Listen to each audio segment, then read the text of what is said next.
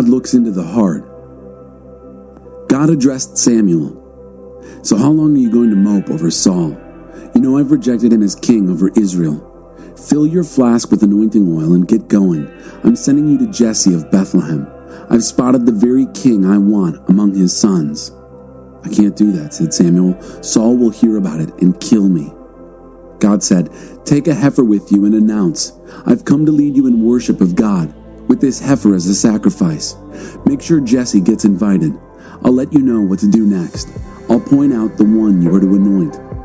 Samuel did what God told him. When he arrived at Bethlehem, the town fathers greeted him, but apprehensively. Is there something wrong? Nothing's wrong. I've come to sacrifice this heifer and lead you in the worship of God. Prepare yourselves, be consecrated, and join me in worship. He made sure Jesse and his sons were also consecrated and called to worship. When they arrived, Samuel took one look at Eliab and thought, here he is, God's anointed. But God told Samuel, looks aren't everything. Don't be impressed with his looks and stature. I've already eliminated him. God judges persons differently than humans do. Men and women look at the face. God looks into the heart. Jesse then called up Abinadab and presented him to Samuel. Samuel said, this man isn't God's choice either. Next, Jesse presented Shammah. Samuel said, no, this man isn't either. Jesse presented his 7 sons to Samuel. Samuel was blunt with Jesse. God hasn't chosen any of these. Then he asked Jesse, is this it? Are there no more sons? Well, yes, there's the runt, but he's out tending the sheep. Samuel ordered Jesse, go get him. We're not moving from this spot until he's here. Jesse sent for him. He was brought in, the very picture of health, bright-eyed, good-looking. God said, up on your feet, anoint him. This is the one. Samuel took his flask of oil and anointed him, with his brothers standing around watching. The Spirit of God entered David like a rush of wind, God vitally empowering him for the rest of his life. Samuel left and went home to Ramah. David, an excellent musician. At that very moment, the Spirit of God left Saul, and in its place, a black mood sent by God settled on him. He was terrified. Saul's advisors said, this awful tormenting depression from God is making your life miserable. Oh, Master, let us help. Let us look for someone who can play the harp. When the black mood from God moves in, he'll play his music, and you'll feel better. Saul told his servants, go ahead, find me someone who can play well, and bring him to me. One of the young men spoke up. I know someone. I've seen him myself, the son of Jesse of Bethlehem, an excellent musician. He's also courageous, of age, well-spoken, and good-looking, and God is with him. So Saul sent messengers to Jesse, requesting, send your son David to me, the one who tends the sheep. Jesse took a donkey, loaded it with a couple of loaves of bread, a flask of wine, and a young goat, and sent his son David with it to Saul. David came to Saul and stood before him. Saul liked him immediately and made him his right-hand man. Saul sent word back to Jesse, thank you. David will stay here. He's just the one I was looking for. I'm very impressed by him. After that, whenever the bad depression from God tormented Saul, David got out his harp and played. That would calm Saul down, and he would feel better as the moodiness lifted. Chapter 17. Goliath. The Philistines drew up their troops for battle. They deployed them to Succah in Judah and set up camp between Succah and Azekah at Ephes-Dammim. Saul and the Israelites came together, camped at Oak Valley, and spread out their troops in battle readiness for the Philistines. The Philistines were on one hill, the Israelites on the opposing hill, with the valley between them. A giant, nearly 10 feet tall, stepped out from the Philistine line into the open. Goliath from Gath. He had a bronze helmet on his head and was dressed in armor, 126 pounds of it. He wore bronze shin guards and carried a bronze sword. His spear was like a fence rail. The spear tip alone weighed over 15 pounds. His shield bearer walked ahead of him. Goliath stood there and called out to the Israelite troops, "Why bother using your whole army? Am I not Philistine enough for you? And you're all committed to Saul, aren't you? So pick your best fighter and pit him against me. If he gets the upper hand and kills me, the Philistines will all become your slaves. But if I get the upper hand and kill him, you'll all become our slaves and serve us. I challenge the troops of Israel this day. Give me a man. Let us fight it out together." When Saul and his troops heard the Philistines' challenge, they were terrified and lost all hope. Enter David. He was the son of Jesse, the Ephrathite from Bethlehem in Judah. Jesse, the father of 8 sons, was himself too old to join Saul's army. Jesse's 3 older sons had followed Saul to war. The names of the 3 sons who had joined up with Saul were Eliab, the firstborn, next Abinadab, and third Shammah. David was the youngest son. While his 3 oldest brothers went to war with Saul, David went back and forth from attending to Saul to tending his father's sheep in Bethlehem. Each morning and evening for 40 days, Goliath took his stand and made his speech. One day, Jesse told David his son, "Take this sack of cracked wheat and these 10 loaves of bread and run them down to your brothers in the camp.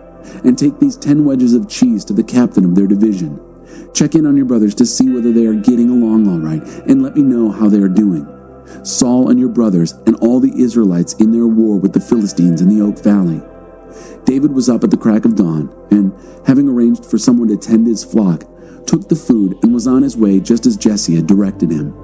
He arrived at the camp just as the army was moving into battle formation, shouting the war cry. Israel and the Philistines moved into position, facing each other, battle ready. David left his bundles of food in the care of a sentry, ran to the troops who were deployed, and greeted his brothers. While they were talking together, the Philistine champion, Goliath of Gath, stepped out from the front lines of the Philistines and gave his usual challenge. David heard him. The Israelites, to a man, fell back the moment they saw the giant, totally frightened. The talk among the troops was, "Have you ever seen anything like this? This man openly and defiantly challenging Israel? The man who kills the giant will have it made. The king will give him a huge reward, offer his daughter as a bride, and give his entire family a free ride." 5 smooth stones. David, who was talking to the men standing around him, asked, "What's in it for the man who kills that Philistine and gets rid of this ugly blot on Israel's honor? Who does he think he is anyway? This uncircumcised Philistine taunting the armies of God alive." They told him what everyone was saying about what the king would do for the man who killed the Philistine. Eliab, his older brother, heard David fraternizing with the men and lost his temper.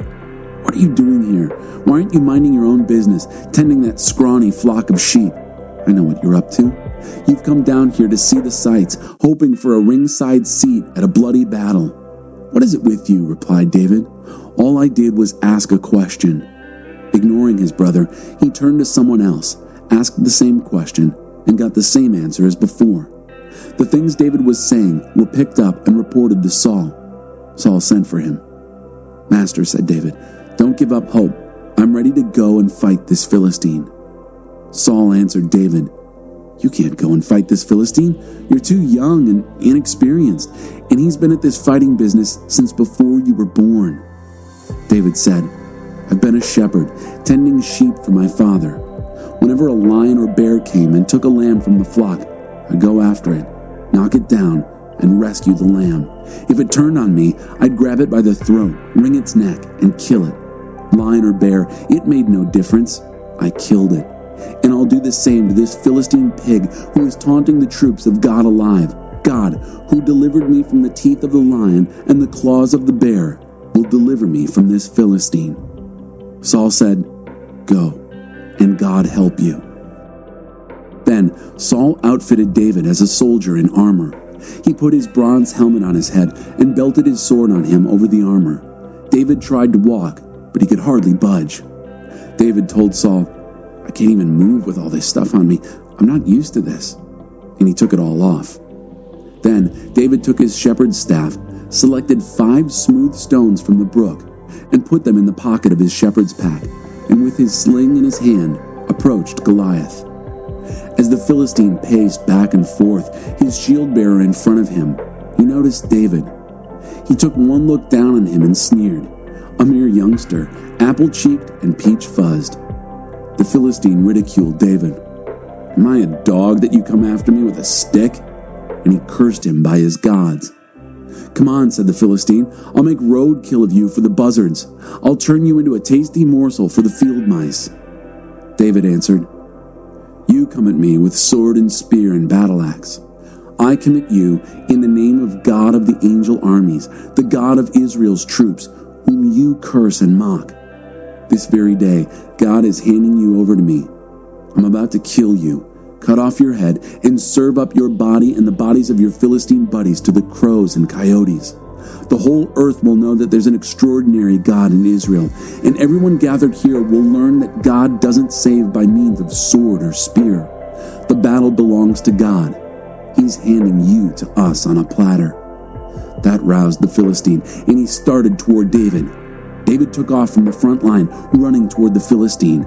David reached into his pocket for a stone, slung it, and hit the Philistine hard in the forehead, embedding the stone deeply.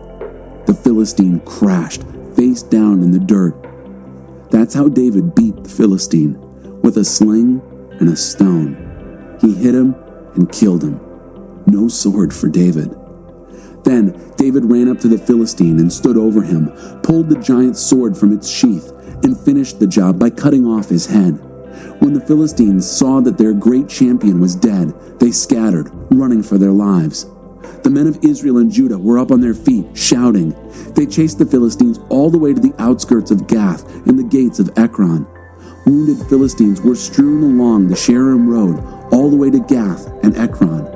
After chasing the Philistines, the Israelites came back and looted their camp. David took the Philistine's head and brought it to Jerusalem, but the giant's weapons he placed in his own tent. When Saul saw David go out to meet the Philistine, he said to Abner, commander of the army, "Tell me about this young man's family." Abner said, "For the life of me, O king, I don't know." The king said, "Well, find out the lineage of this raw youth." As soon as David came back from killing the Philistine, Abner brought him, the Philistine's head still in his hand, straight to Saul. Saul asked him, "Young man, whose son are you?" "I'm the son of your servant Jesse," said David, "the one who lives in Bethlehem." Chapter 18. Jonathan and David, soul friends. By the time David had finished reporting to Saul, Jonathan was deeply impressed with David. An immediate bond was forged between them. He became totally committed to David. From that point on, he would be David's #1 advocate and friend. Saul received David into his own household that day, no more to return to the home of his father. Jonathan, out of his deep love for David, made a covenant with him. He formalized it with solemn gifts, his own royal robe and weapons, armor, sword, bow, and belt. Whatever Saul gave David to do, he did it, and did it well. So well that Saul put him in charge of his military operations. Everybody, both the people in general and Saul's servants, approved of and admired David's leadership. David, the name on everyone's lips. As they returned home, after David had killed the Philistine, the women poured out of all the villages of Israel, singing and dancing, welcoming King Saul with tambourines, festive songs, and lutes. In playful frolic, the women sang, "Saul kills by the 1,000, David by the 10,000. This made Saul angry, very angry. He took it as a personal insult. He said, "They credit David with 10,000s and me with only thousands. Before you know it, they'll be giving him the kingdom." From that moment on, Saul kept his eye on David. The next day, an ugly mood was sent by God to afflict Saul, who became quite beside himself, raving. David played his harp as he usually did at such times. Saul had a spear in his hand. Suddenly, Saul threw the spear, thinking, "I'll nail David to the wall." David ducked, and the spear missed. This happened twice. Now Saul feared David. It was clear that God was with David and had left Saul. So Saul got David out of his sight by making him an officer in the army. David was in combat frequently. Everything David did turned out well. Yes, God was with him. As Saul saw David becoming more successful, he himself grew more fearful. He could see the handwriting on the wall. But everyone else in Israel and Judah loved David. They loved watching him in action. One day, Saul said to David, "Here is Merab, my eldest daughter. I want to give her to you as your wife. Be brave and bold for my sake. Fight God's battles." But all the time Saul was thinking, "The Philistines will kill him for me. I won't have to lift a hand against him." David, embarrassed, answered, "Do you really mean that? I'm from a family of nobodies. I can't be son-in-law to the king." The wedding day was set, but as the time neared for Merab and David to be married, Saul reneged and married his daughter off to Adriel, the Maholathite. Meanwhile, Saul's daughter Michal was in love with David. When Saul was told of this, he rubbed his hands in anticipation. A second chance. I'll use Michal as bait to get David out where the Philistines will make short work of him. So again he said to David, "You're going to be my son-in-law." Saul ordered his servants, "Get David off by himself and tell him, the king is very taken with you, and everyone at court loves you. Go ahead, become the king's son-in-law." The king's servants told all this to David, but David held back. "What are you thinking of? I can't do that. I'm a nobody. I have nothing to offer." When the servants reported David's response to Saul, he told them to tell David this: "The king isn't expecting any money from you, only this. Go kill 100 Philistines and bring evidence of your vengeance on the king's behalf. Avenge the king on his enemies." Saul expected David to be killed in action. On receiving this message, David was pleased. There was something he could do for the king that would qualify him to be his son-in-law. He lost no time but went right out, he and his men, killed the 100 Philistines, brought their evidence back in a sack, and counted it out before the king. Mission completed. Saul gave Michal, his daughter, to David in marriage. As Saul more and more realized that God was with David and how much his own daughter, Michal, loved him, his fear of David increased and settled into hate. Saul hated David. Whenever the Philistine warlords came out to battle, David was there to meet them and beat them, upstaging Saul's men. David's name was on everyone's lips. Chapter 19. The Black Mood of Saul. Saul called his son Jonathan together with his servants and ordered them to kill David. But because Jonathan treasured David, he went and warned him, "My father is looking for a way to kill you. Here's what you are to do. Tomorrow morning, hide and stay hidden. I'll go out with my father into the field where you are hiding. I'll talk about you with my father, and we'll see what he says. Then I'll report back to you." Jonathan brought up David with his father, speaking well of him. "Please," he said to his father, "don't attack David.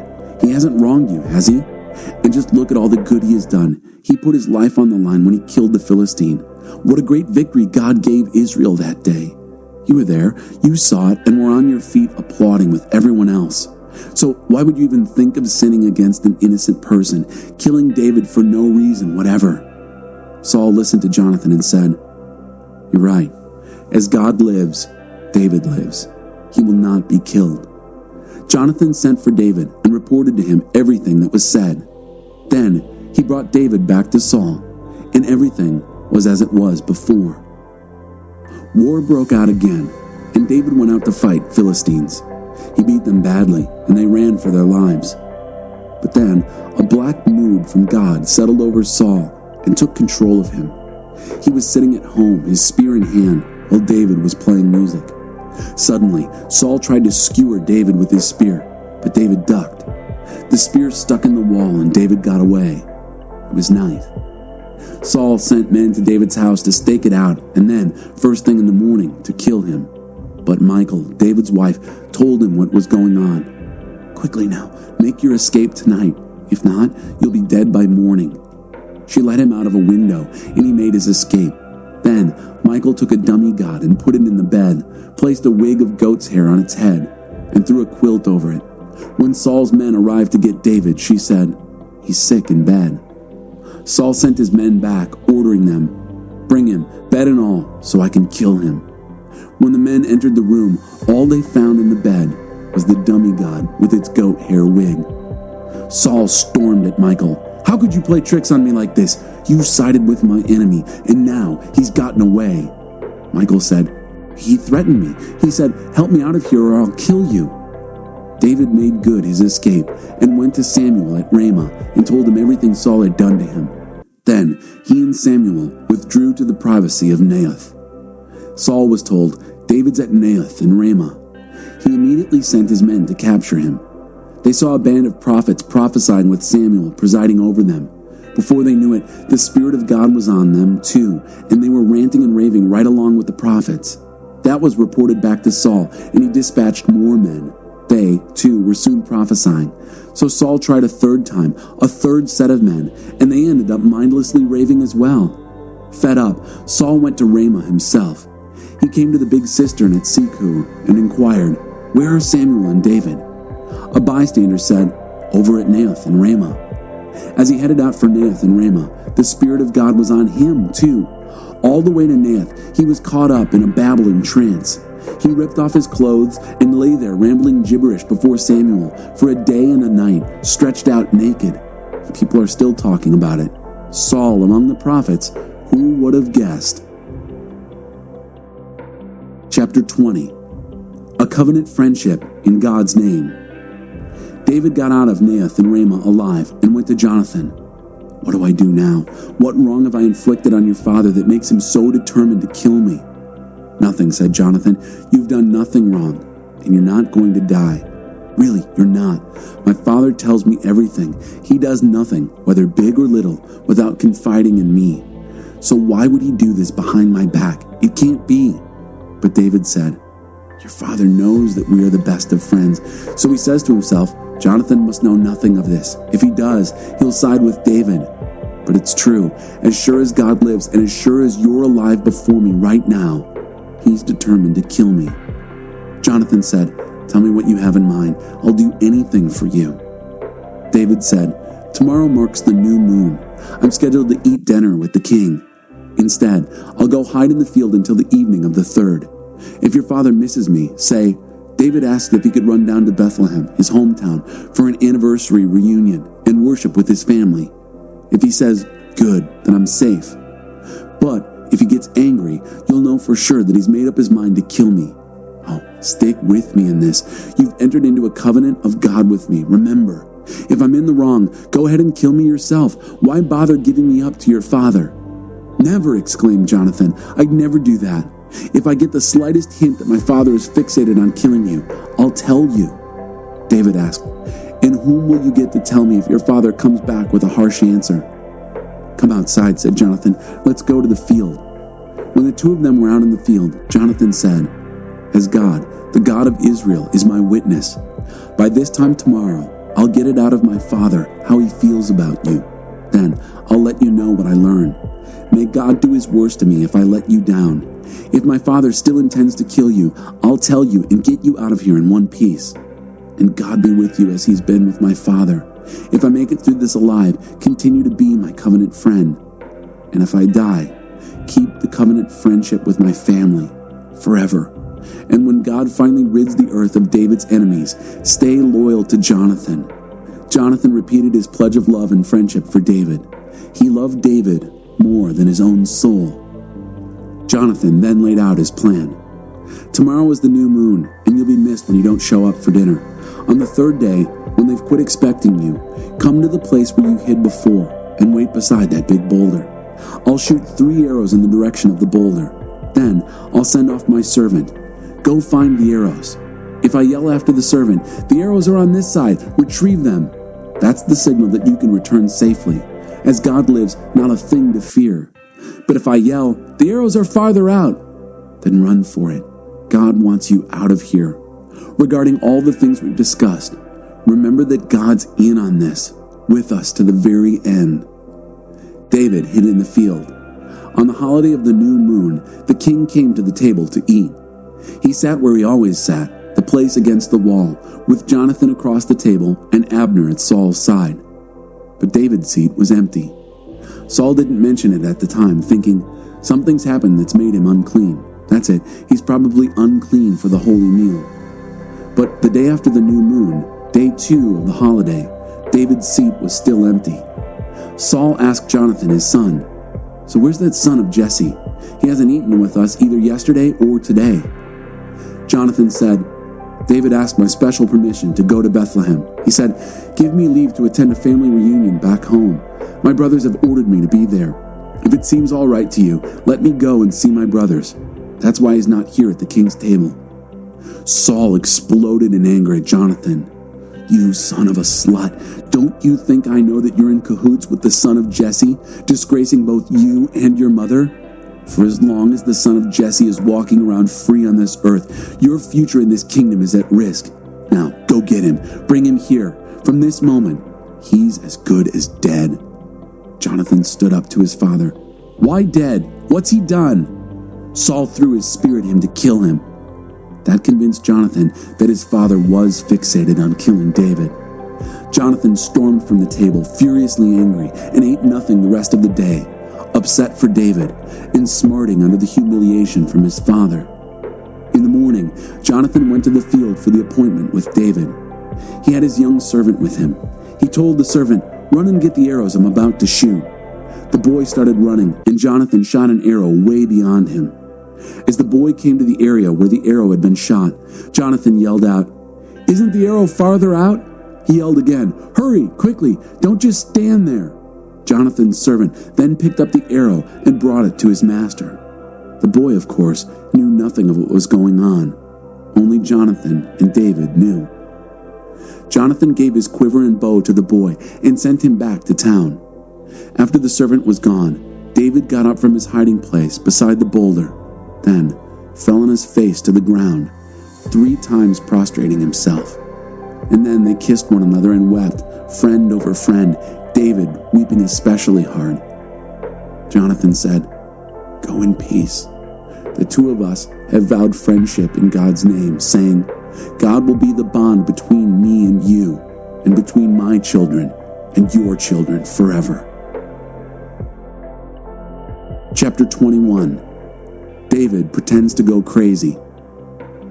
David went on his way, and Jonathan returned to town. David went to Nob, to Ahimelech the priest. Ahimelech was alarmed as he went out to greet David. "What are you doing here all by yourself, and not a soul with you?" David answered Ahimelech the priest, "The king sent me on a mission and gave strict orders. This is top secret, not a word of this to a soul. I've arranged to meet up with my men in a certain place. Now, what's there here to eat? Do you have 5 loaves of bread? Give me whatever you can scrounge up." "I don't have any regular bread on hand," said the priest. "I only have holy bread. If your men have not slept with women recently, it's yours." David said, "None of us has touched a woman. I always do it this way when I'm on a mission. My men abstain from sex. Even when it is an ordinary mission, we do that. How much more on this holy mission?" So the priest gave them the holy bread. It was the only bread he had, bread of the presence that had been removed from God's presence and replaced by fresh bread at the same time.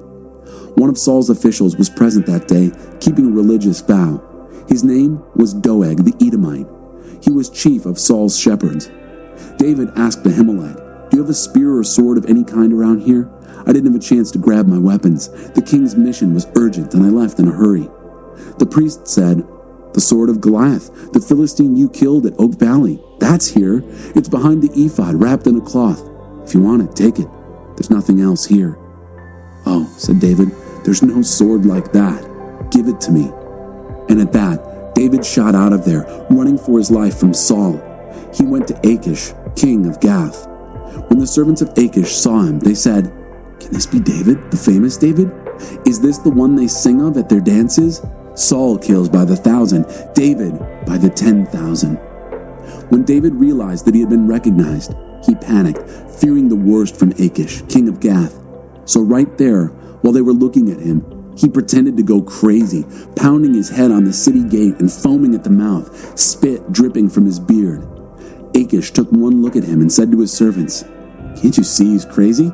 Why did you let him in here? Don't you think I have enough crazy people to put up with as it is without adding another? Get him out of here." Chapter 22. Saul murders the priests of God. So David got away and escaped to the cave of Adullam. When his brothers and others associated with his family heard where he was, they came down and joined him. Not only that, but all who were down on their luck came around. Losers and vagrants and misfits of all sorts. David became their leader. There were about 400 in all. Then David went to Mizpah in Moab. He petitioned the king of Moab, "Grant asylum to my father and mother until I find out what God has planned for me." David left his parents in the care of the king of Moab. They stayed there all through the time David was hiding out. The prophet Gad told David, "Don't go back to the cave. Go to Judah." David did what he told him. He went to the forest of Hereth. Saul got word of the whereabouts of David and his men. He was sitting under the big oak on the hill at Gibeah at the time, spear in hand, holding court surrounded by his officials. He said, "Listen here, you Benjaminites. Don't think for a minute that you have any future with the son of Jesse. Do you think he's going to hand over choice land, give you all influential jobs? Think again. Here you are, conspiring against me, whispering behind my back. Not one of you is man enough to tell me that my own son is making deals with the son of Jesse. Not one of you who cares enough to tell me that my son has taken the side of this outlaw." Then Doeg the Edomite, who was standing with Saul's officials, spoke up. "I saw the son of Jesse meet with Ahimelech, son of Ahitub in Nob. I saw Ahimelech pray with him for God's guidance, give him food, and arm him with the sword of Goliath the Philistine." Saul sent for the priest Ahimelech, son of Ahitub, along with the whole family of priests at Nob. They all came to the king. Saul said, "You listen to me, son of Ahitub." "Certainly, master," he said. "Why have you ganged up against me with the son of Jesse, giving him bread and a sword, even praying with him for God's guidance, setting him up as an outlaw, out to get me?" Ahimelech answered the king, "There's not an official in your administration as true to you as David, your own son-in-law and captain of your bodyguard. None more honorable either. Do you think that was the first time I prayed with him for God's guidance? Hardly. But don't accuse me of any wrongdoing, me or my family. I have no idea what you're trying to get at with this outlaw talk." The king said, "Death, Ahimelech, you're going to die, you and everyone in your family." The king ordered his henchmen, "Surround and kill the priests of God. They're hand in glove with David. They knew he was running away from me and didn't tell me." But the king's men wouldn't do it. They refused to lay a hand on the priests of God. Then the king told Doeg, "You do it. Massacre the priests." Doeg the Edomite led the attack and slaughtered the priests, the 85 men who wore the sacred robes. He then carried the massacre into Nob, the city of priests, killing man and woman, child and baby, ox, donkey, and sheep, the works. Only one son of Ahimelech, son of Ahitub, escaped, Abiathar. He got away and joined up with David. Abiathar reported to David that Saul had murdered the priests of God. David said to Abiathar, "I knew it. That day I saw Doeg the Edomite there. I knew he'd tell Saul.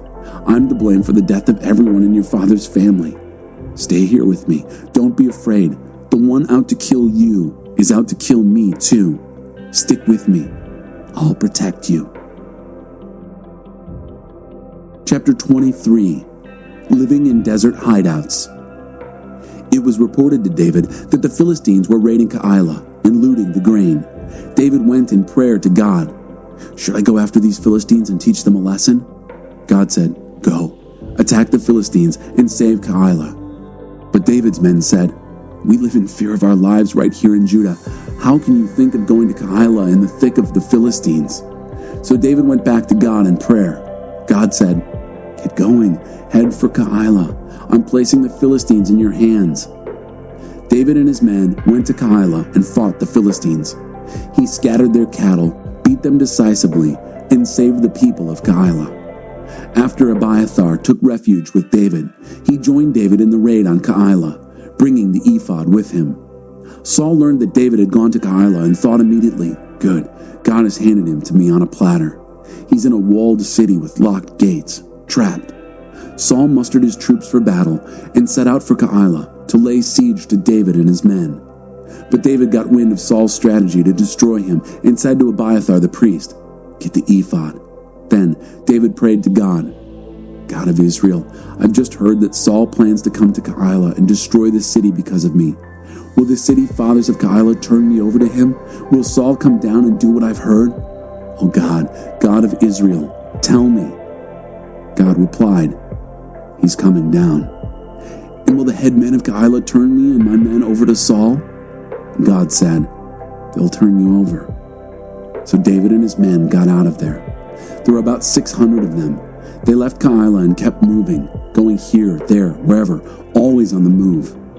When Saul was told that David had escaped from Keilah, he called off the raid. David continued to live in desert hideouts and the backcountry wilderness hills of Ziph. Saul was out looking for him day after day, but God never turned David over to him. David kept out of the way in the wilderness of Ziph, secluded at Horesh, since it was plain that Saul was determined to hunt him down. Jonathan, Saul's son, visited David at Horesh and encouraged him in God. He said, "Don't despair. My father, Saul, can't lay a hand on you. You will be Israel's king, and I'll be right at your side to help, and my father knows it." Then the two of them made a covenant before God. David stayed at Horesh, and Jonathan went home. Some Ziphites went to Saul at Gibeah and said, "Did you know that David is hiding out near us in the caves and canyons of Horesh? Right now, he's at Hakilah Hill, just south of Jeshimon. So whenever you're ready to come down, we'd count it an honor to hand him over to the king." Saul said, "God bless you for thinking about me. Now, go back and check everything out. Learn his routines, observe his movements, where he goes, who he's with. He's very shrewd, you know. Scout out all his hiding places. Then meet me at Nacon, and I'll go with you. If he's anywhere to be found in all the thousands of Judah, I'll track him down."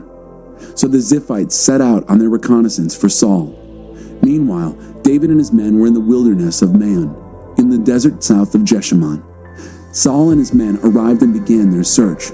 When David heard of it, he went south to Rock Mountain, camping out in the wilderness of Maon. Saul heard where he was and set off for the wilderness of Maon in pursuit. Saul was on one side of the mountain, David and his men on the other. David was in full retreat, running, with Saul and his men closing in, about to get him. Just then, a messenger came to Saul and said, "Hurry, come back. The Philistines have just attacked the country." So Saul called off his pursuit of David and went back to deal with the Philistines. That's how that place got the name Narrow Escape. David left there and camped out in the caves and canyons of En-Gedi. Chapter 24. I'm no rebel.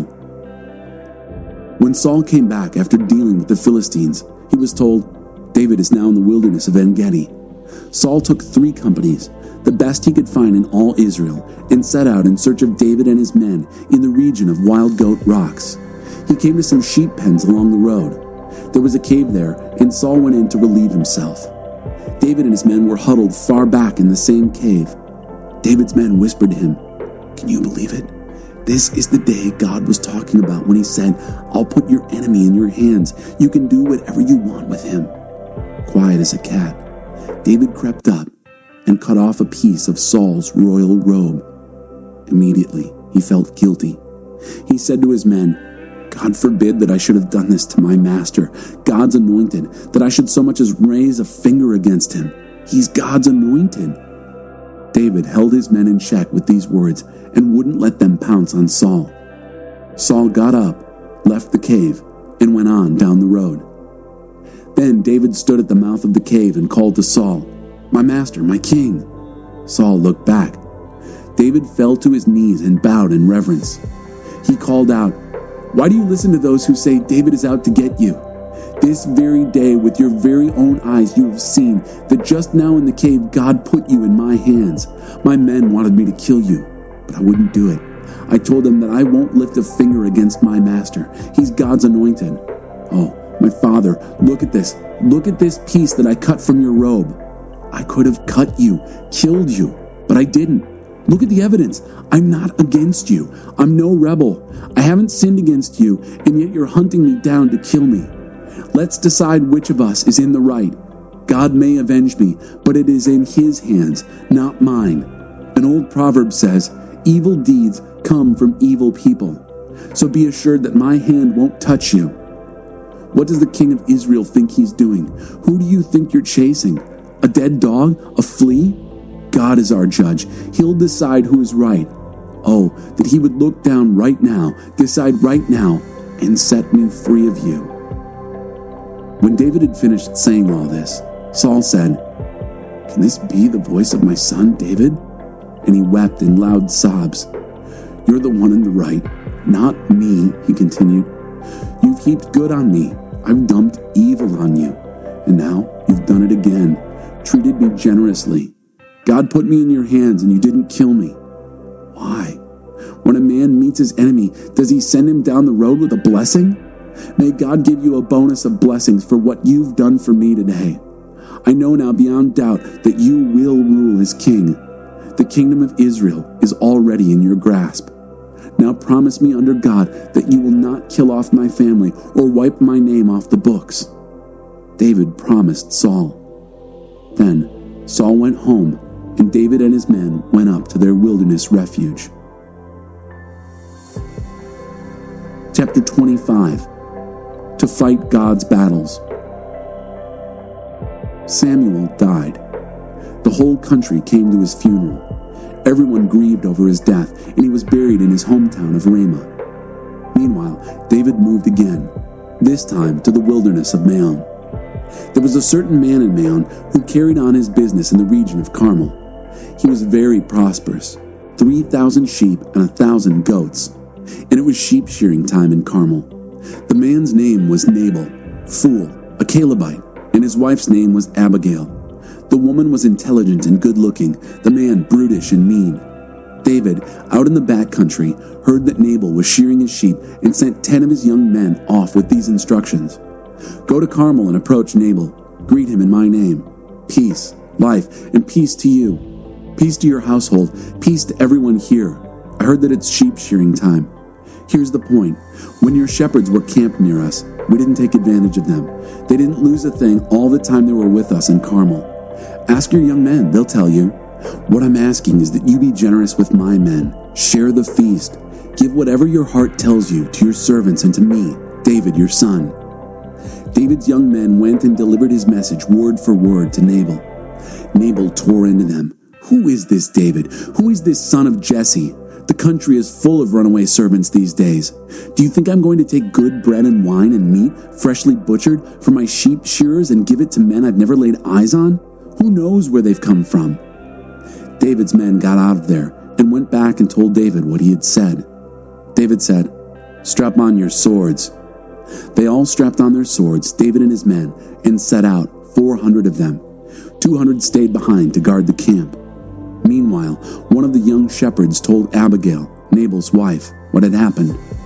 David sent messengers from the back country to salute our master, but he tore into them with insults. Yet, these men treated us very well.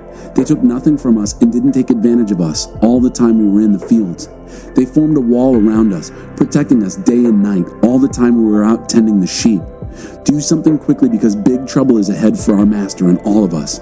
Nobody can talk to him. He's impossible, a real brute. Abigail flew into action. She took 200 loaves of bread, 2 skins of wine, 5 sheep dressed out and ready for cooking, a bushel of roasted grain, 100 raisin cakes, and 200 fig cakes, and she had it all loaded on some donkeys. Then she said to her young servants, Go ahead and pave the way for me. I'm right behind you. But she said nothing to her husband Nabal.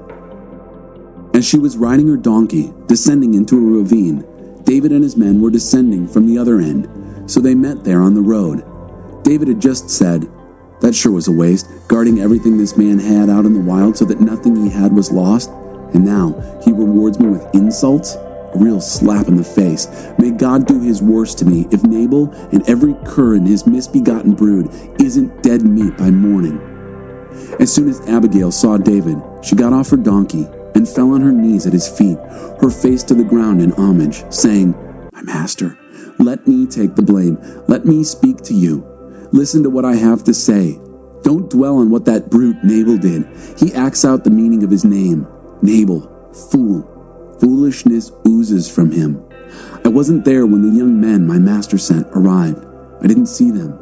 And now, my master, as God lives and as you live, God has kept you from this avenging murder. And may your enemies, all who seek my master's harm, end up like Nabal. Now, take this gift that I, your servant girl, have brought to my master, and give it to the young men who follow in the steps of my master. Forgive my presumption, but God is at work in my master, developing a rule solid and dependable. My master fights God's battles. As long as you live, no evil will stick to you. If anyone stands in your way, if anyone tries to get you out of the way, know this: your God-honored life is tightly bound in the bundle of God-protected life. But the lives of your enemies will be hurled aside as a stone is thrown from a sling. When God completes all the goodness he has promised my master and sets you up as prince over Israel, my master will not have this dead weight in his heart, the guilt of an avenging murder. And when God has worked things for good for my master, remember me. And David said, Blessed be God, the God of Israel. He sent you to meet me. And blessed be your good sense. Bless you for keeping me from murder and taking charge of looking out for me. A close call. As God lives, the God of Israel, who kept me from hurting you. If you had not come as quickly as you did, stopping me in my tracks, by morning there would have been nothing left of Nabal but dead meat. Then David accepted the gift she brought him and said, Return home in peace. I have heard what you've said, and I'll do what you've asked. When Abigail got home, she found Nabal presiding over a huge banquet. He was in high spirits and very, very drunk. So she didn't tell him anything of what she'd done until morning. But in the morning, after Nabal had sobered up, she told him the whole story. Right then and there, he had a heart attack and fell into a coma. About 10 days later, God finished him off, and he died. When David heard that Nabal was dead, he said, Blessed be God, who has stood up for me against Nabal's insults, kept me from an evil act, and let Nabal's evil boomerang back on him. Then David sent for Abigail to tell her that he wanted her for his wife. David's servants went to Abigail at Carmel with the message, David sent for us to bring you to marry him. She got up and then bowed down, face to the ground, saying, I'm your servant, ready to do anything you want. I'll even wash the feet of my master's servants. Abigail didn't linger. She got on her donkey and, with her 5 maids in attendance, went with the messengers to David and became his wife. David also married Ahinoam of Jezreel. Both women were his wives. Saul had married off David's wife Michal to Paltiel, son of Laish, who was from Galim. Chapter 26. Obsessed with a single flea. Some Ziphites came to Saul at Gibeah and said, Did you know that David is hiding out on the Hakilah hill just opposite Jeshimon?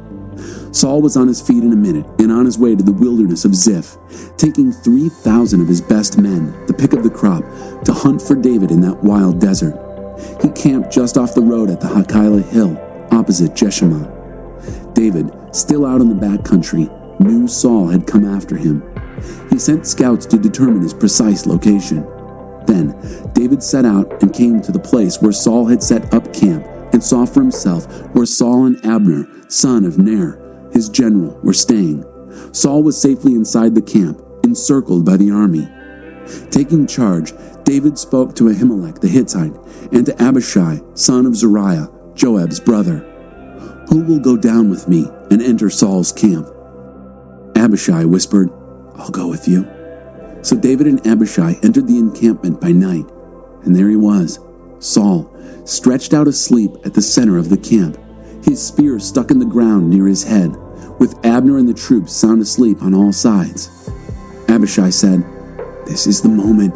God has put your enemy in your grasp. Let me nail him to the ground with his spear. One hit will do it, believe me. I won't need a second. But David said to Abishai, Don't you dare hurt him. Who could lay a hand on God's anointed and even think of getting away with it? He went on, As God lives, either God will strike him, or his time will come and he'll die in bed, or he'll fall in battle, but God forbid that I should lay a finger on God's anointed. Now, grab the spear at his head and the water jug, and let's get out of here. David took the spear and water jug that were right beside Saul's head, and they slipped away. Not a soul saw, not a soul knew. No one woke up. They all slept through the whole thing. A blanket of deep sleep from God had fallen on them. Then David went across to the opposite hill and stood far away on the top of the mountain. With this safe distance between them, he shouted across to the army and Abner, son of Ner, "Hey, Abner, how long do I have to wait for you to wake up and answer me?" Abner said, "Who's calling?" "Aren't you in charge there?" said David. "Why aren't you minding the store? Why weren't you standing guard over your master, the king, when a soldier came to kill the king, your master?" Bad form. As God lives, your life should be forfeit, you and the entire bodyguard. Look what I have. The king's spear and water jug that were right beside his head. By now, Saul had recognized David's voice and said, "Is that you, my son, David?" David said, "Yes, it's me, O king, my master. Why are you after me, hunting me down? What have I done? What crime have I committed? Oh, my master, my king, listen to this from your servant. If God has stirred you up against me, then I gladly offer my life as a sacrifice. But if it's men who have done it, let them be banished from God's presence. They've expelled me from my rightful place in God's heritage, sneering, 'Out of here. Go get a job with some other god.' But you're not getting rid of me that easily. You'll not separate me from God in life or death." The absurdity. The king of Israel, obsessed with a single flea, hunting me down, a mere partridge, out in the hills. Saul confessed, "I've sinned. Oh, come back, my dear son David. I won't hurt you anymore. You've honored me this day, treating my life as most precious. And I've acted the fool, a moral dunce, a real clown." David answered, "See what I have here? The king's spear. Let one of your servants come and get it. It's God's business to decide what to do with each of us in regard to what's right and who's loyal. God put your life in my hands today, but I wasn't willing to lift a finger against God's anointed. Just as I honored your life today, may God honor my life and rescue me from all trouble." Saul said to David, "Bless you, dear son David. Yes, do what you have to do. And yes, succeed in all you attempt." Then David went on his way, and Saul went home. Chapter 27. David thought to himself, "Sooner or later, Saul's going to get me. The best thing I can do is escape the Philistine country. Saul will count me a lost cause and quit hunting me down in every nook and cranny of Israel. I'll be out of his reach for good." So David left. He and his 600 men went to Achish, son of Maok, king of Gath. They moved in and settled down in Gath with Achish. Each man brought his household. David brought his 2 wives, Ahinoam of Jezreel and Abigail, widow of Nabal of Carmel. When Saul was told that David had escaped to Gath, he called off the hunt. Then David said to Achish, "If it's agreeable to you, assign me a place in one of the rural villages. It doesn't seem right that I, your mere servant, should be taking up space in the royal city." So Achish assigned him Ziklag. This is how Ziklag got to be what it is now, a city of the kings of Judah. David lived in Philistine country a year and 4 months. From time to time, David and his men raided the Geshurites, the Girzites, and the Amalekites. These people were long-time inhabitants of the land stretching toward Shur and on to Egypt. When David raided an area, he left no one alive, neither man nor woman, but took everything else: sheep, cattle, donkeys, camels, clothing, the works. Then he'd return to Achish. Achish would ask, "And whom did you raid today?" David would tell them, "Oh, the Negev of Judah, or the Negev of Jerahmeel, or the Negev of the Kenites." He never left a single person alive, lest one show up in Gath and report what David had really been doing. This is the way David operated all the time he lived in Philistine country. Achish came to trust David completely. He thought, "He's made himself so repugnant to his people that he'll be in my camp forever." Chapter 28. During this time, the Philistines mustered their troops to make war on Israel. Achish said to David, "You can count on this. You're marching with my troops, you and your men." And David said, "Good. Now you'll see for yourself what I can do." "Great," said Achish. "I'm making you my personal bodyguard for life." Saul prayed, but God didn't answer. Samuel was now dead. All Israel had mourned his death and buried him in Ramah, his hometown. Saul had long since cleaned out all those who held seances with the dead. The Philistines had mustered their troops and camped at Shunem. Saul had assembled all Israel and camped at Gilboa. But when Saul saw the Philistine troops, he shook in his boots, scared to death. Saul prayed to God, but God didn't answer, neither by dream nor by sign, nor by prophet. So Saul ordered his officials, "Find me someone who can call up spirits, so I may go and seek counsel from those spirits." His servant said, "There's a witch at Endor." Saul disguised himself by putting on different clothes. Then, taking 2 men with him, he went under the cover of night to the woman and said, "I want you to consult a ghost for me. Call up the person I name." The woman said, "Just hold on now. You know what Saul did, how he swept the country clean of mediums. Why are you trying to trap me and get me killed?" Saul swore solemnly, "As God lives, you won't get in any trouble for this." The woman said, "So whom do you want me to bring up?" "Samuel. Bring me Samuel."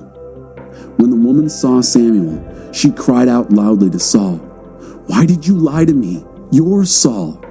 The king told her, "You have nothing to fear, but what do you see?" "I see a spirit ascending from the underground." "And what does he look like?" Saul asked. "An old man ascending, robed like a priest." Saul knew it was Samuel. He fell down, face to the ground, and worshipped. Samuel said to Saul, "Why have you disturbed me by calling me up?" "Because I'm in deep trouble," said Saul. "The Philistines are making war against me, and God has deserted me. He doesn't answer me anymore, either by prophet or by dream. And so I'm calling on you to tell me what to do." "Why ask me?" said Samuel. "God has turned away from you and is now on the side of your neighbor. God has done exactly what he told you through me, ripped the kingdom right out of your hands and given it to your neighbor. It's because you did not obey God, refused to carry out his seething judgment on Amalek, that God does to you what he is doing today. Worse yet, God is turning Israel, along with you, over to the Philistines. Tomorrow, you and your sons will be with me. And yes, indeed, God is giving Israel's army up to the Philistines." Saul dropped to the ground, felled like a tree, terrified by Samuel's words. There wasn't an ounce of strength left in him. He'd eaten nothing all day and all night. The woman, realizing that he was in deep shock, said to him, "Listen to me. I did what you asked me to do. Put my life in your hands in doing it. Carried out your instructions to the letter. It's your turn to do what I tell you. Let me give you some food. Eat it. It will give you strength so you can get on your way." He refused. "I'm not eating anything." But when his servants joined the woman in urging him, he gave in to their pleas, picked himself up off the ground, and sat on the bed. The woman moved swiftly. She butchered a grain-fed calf she had and took some flour, kneaded it, and baked some flatbread. Then she served it all up for Saul and his servants. After dining handsomely, they got up from the table and were on their way that same night. Chapter 29. The Philistines mustered all their troops at Aphek. Meanwhile, Israel had made camp at the spring at Jezreel. As the Philistine warlords marched forward by regiments and divisions, David and his men were bringing up the rear with Achish. The Philistine officers said, "What business do these Hebrews have being here?" Achish answered the officers, "Don't you recognize David, ex-servant of King Saul of Israel? He's been with me a long time. I found nothing to be suspicious of, nothing to complain about, from the day he defected from Saul until now." Angry with Achish, the Philistine officers said, "Send this man back to where he came from. Let him stick to his normal duties. He's not going into battle with us. He'd switch sides in the middle of the fight. What better chance to get back in favor with his master than by stabbing us in the back? Isn't this the same David they celebrate at their parties, singing, 'Saul kills by the 1,000, David by the 10,000'?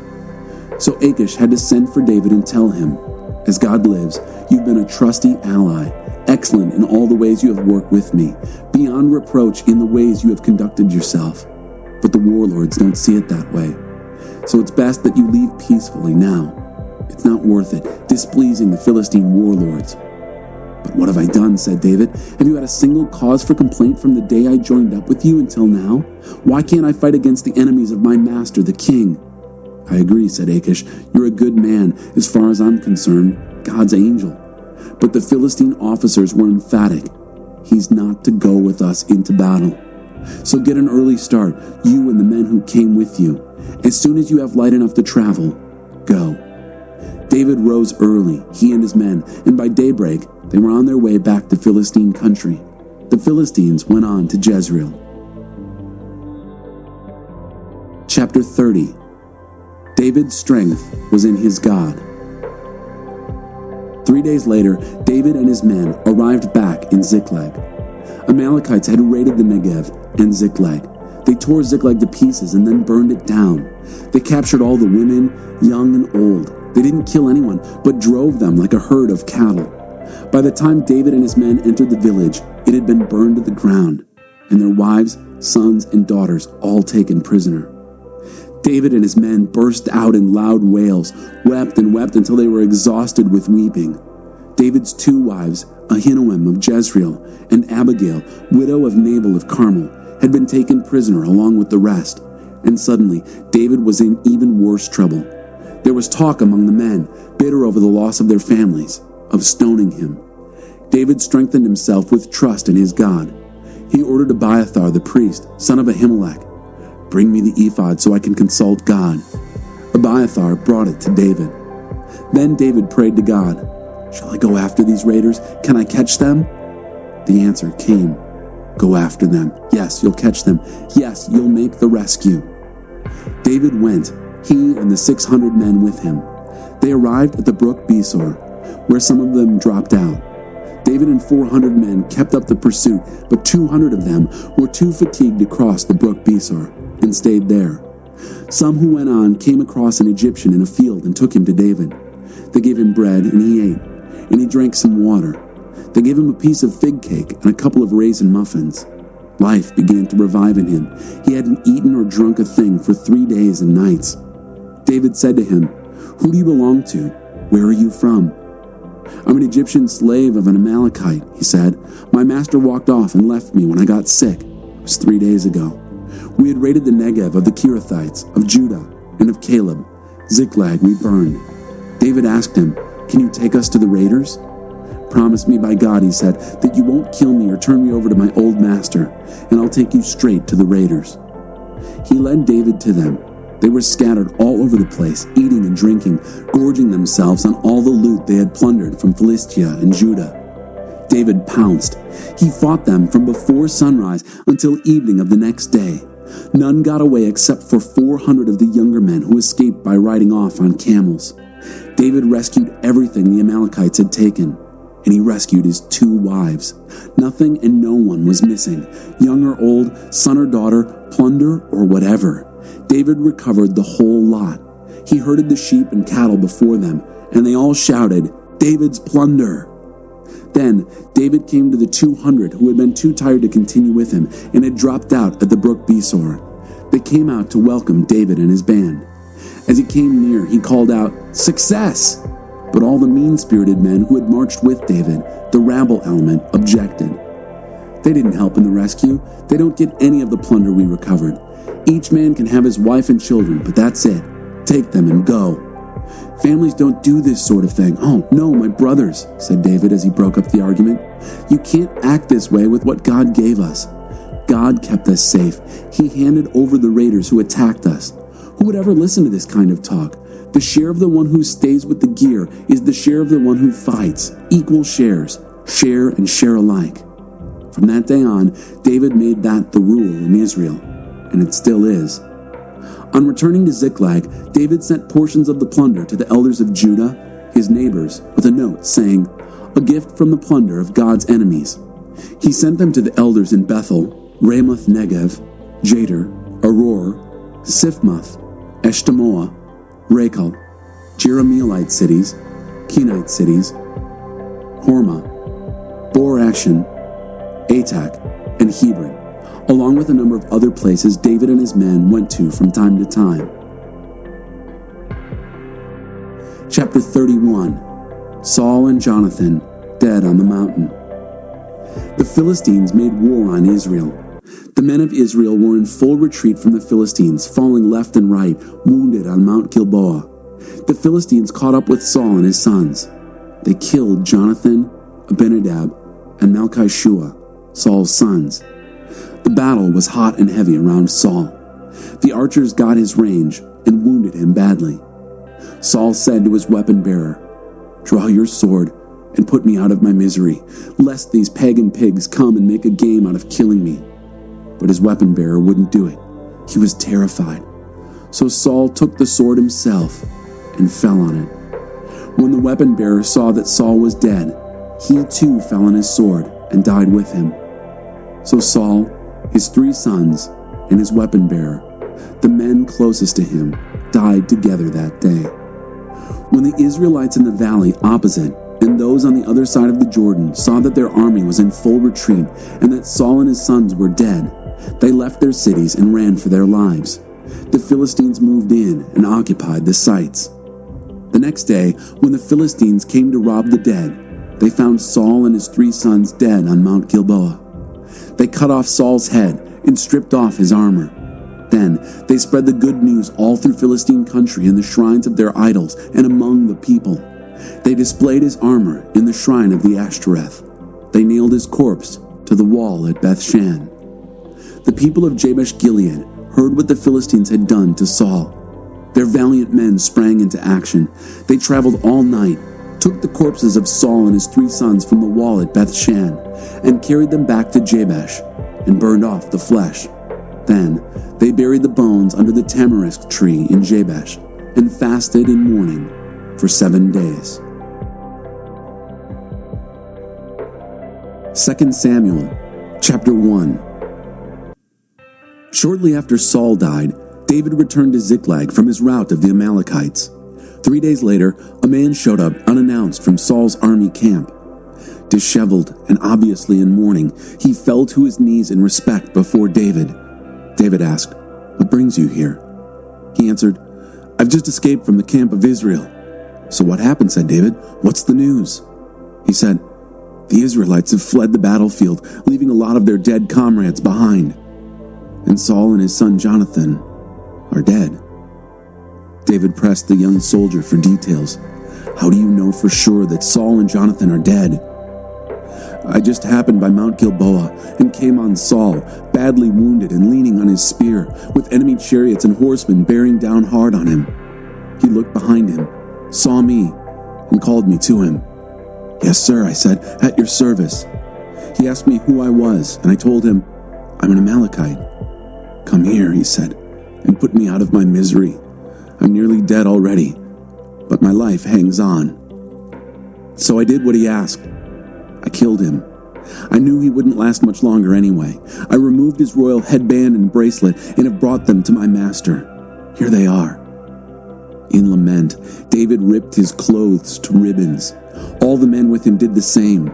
They wept and fasted the rest of the day, grieving the death of Saul and his son Jonathan, and also the army of God and the nation Israel, victims in a failed battle. Then David spoke to the young soldier who had brought the report. "Who are you, anyway?" "I'm from an immigrant family, an Amalekite."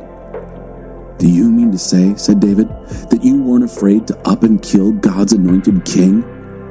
Right then, he ordered one of his soldiers, "Strike him dead." The soldier struck him, and he died. "You asked for it," David told him. "You sealed your death sentence when you said you killed God's anointed king." Then David sang this lament over Saul and his son Jonathan, and gave orders that everyone in Judah learn it by heart. Yes, it's even inscribed in the book of Jasher. Oh, gazelles of Israel, struck down on your hills, the mighty warriors, fallen. Don't announce it in the city of Gath. Don't post the news in the streets of Ashkelon. Don't give those coarse Philistine girls one more excuse for a drunken party. No more dew or rain for you, hills of Gilboa, and not a drop from springs and wells. For there, the warriors' shields were dragged through the mud, Saul's shield left there to rot. Jonathan's bow was bold. The bigger they were, the harder they fell. Saul's sword was fearless. Once out of the scabbard, nothing could stop it. Saul and Jonathan, beloved, beautiful, together in life, together in death. Swifter than plummeting eagles, stronger than proud lions. Women of Israel, weep for Saul. He dressed you in finest cottons and silks, spared no expense in making you elegant. The mighty warriors, fallen in the middle of the fight. Jonathan, struck down on your hills. Oh, my dear brother Jonathan, I'm crushed by your death. Your friendship was a miracle wonder, love far exceeding anything I've known or ever hoped to know. The mighty warriors, fallen, in the arms of war broken to bits. Chapter 2. After all this, David prayed. He asked God, "Shall I move to one of the cities of Judah?"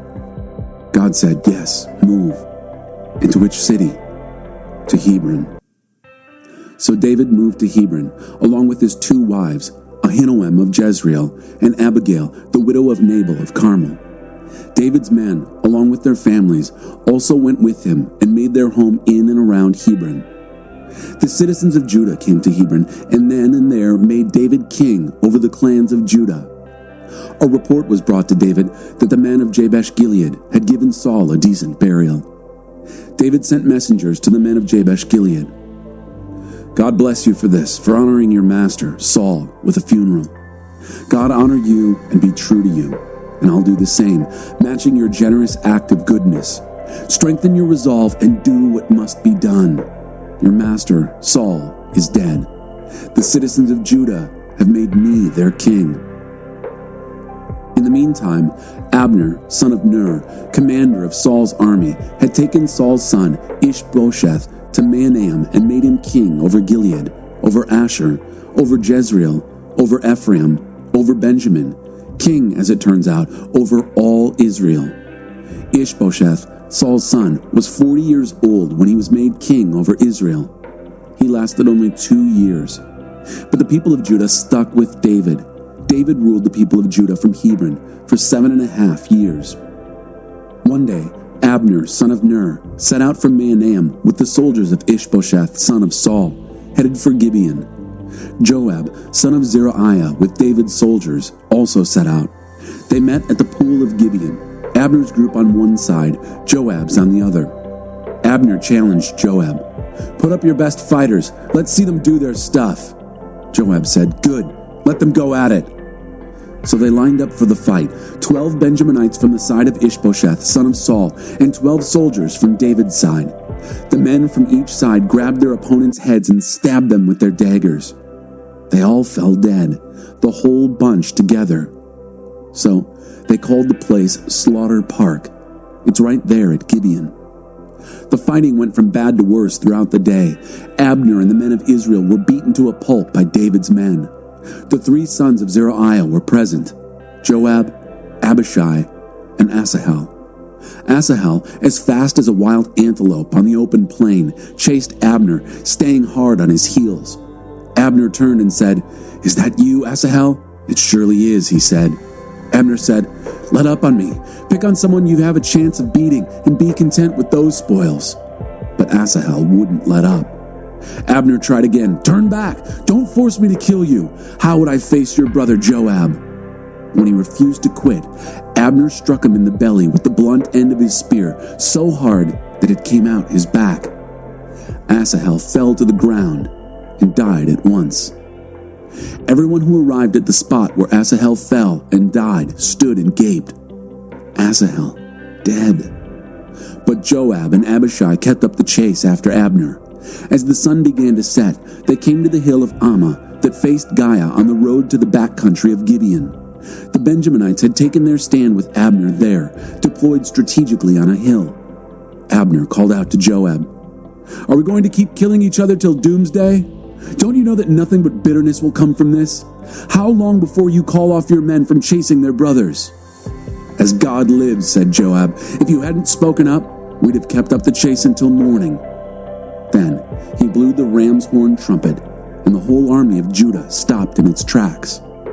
They quit chasing Israel and called off the fighting. Abner and his soldiers marched all that night up the Arabah Valley. They crossed the Jordan and, after a long morning's march, arrived at Mahanaim. After Joab returned from chasing Abner, he took a head count of the army. 19 of David's men, besides Asahel, were missing.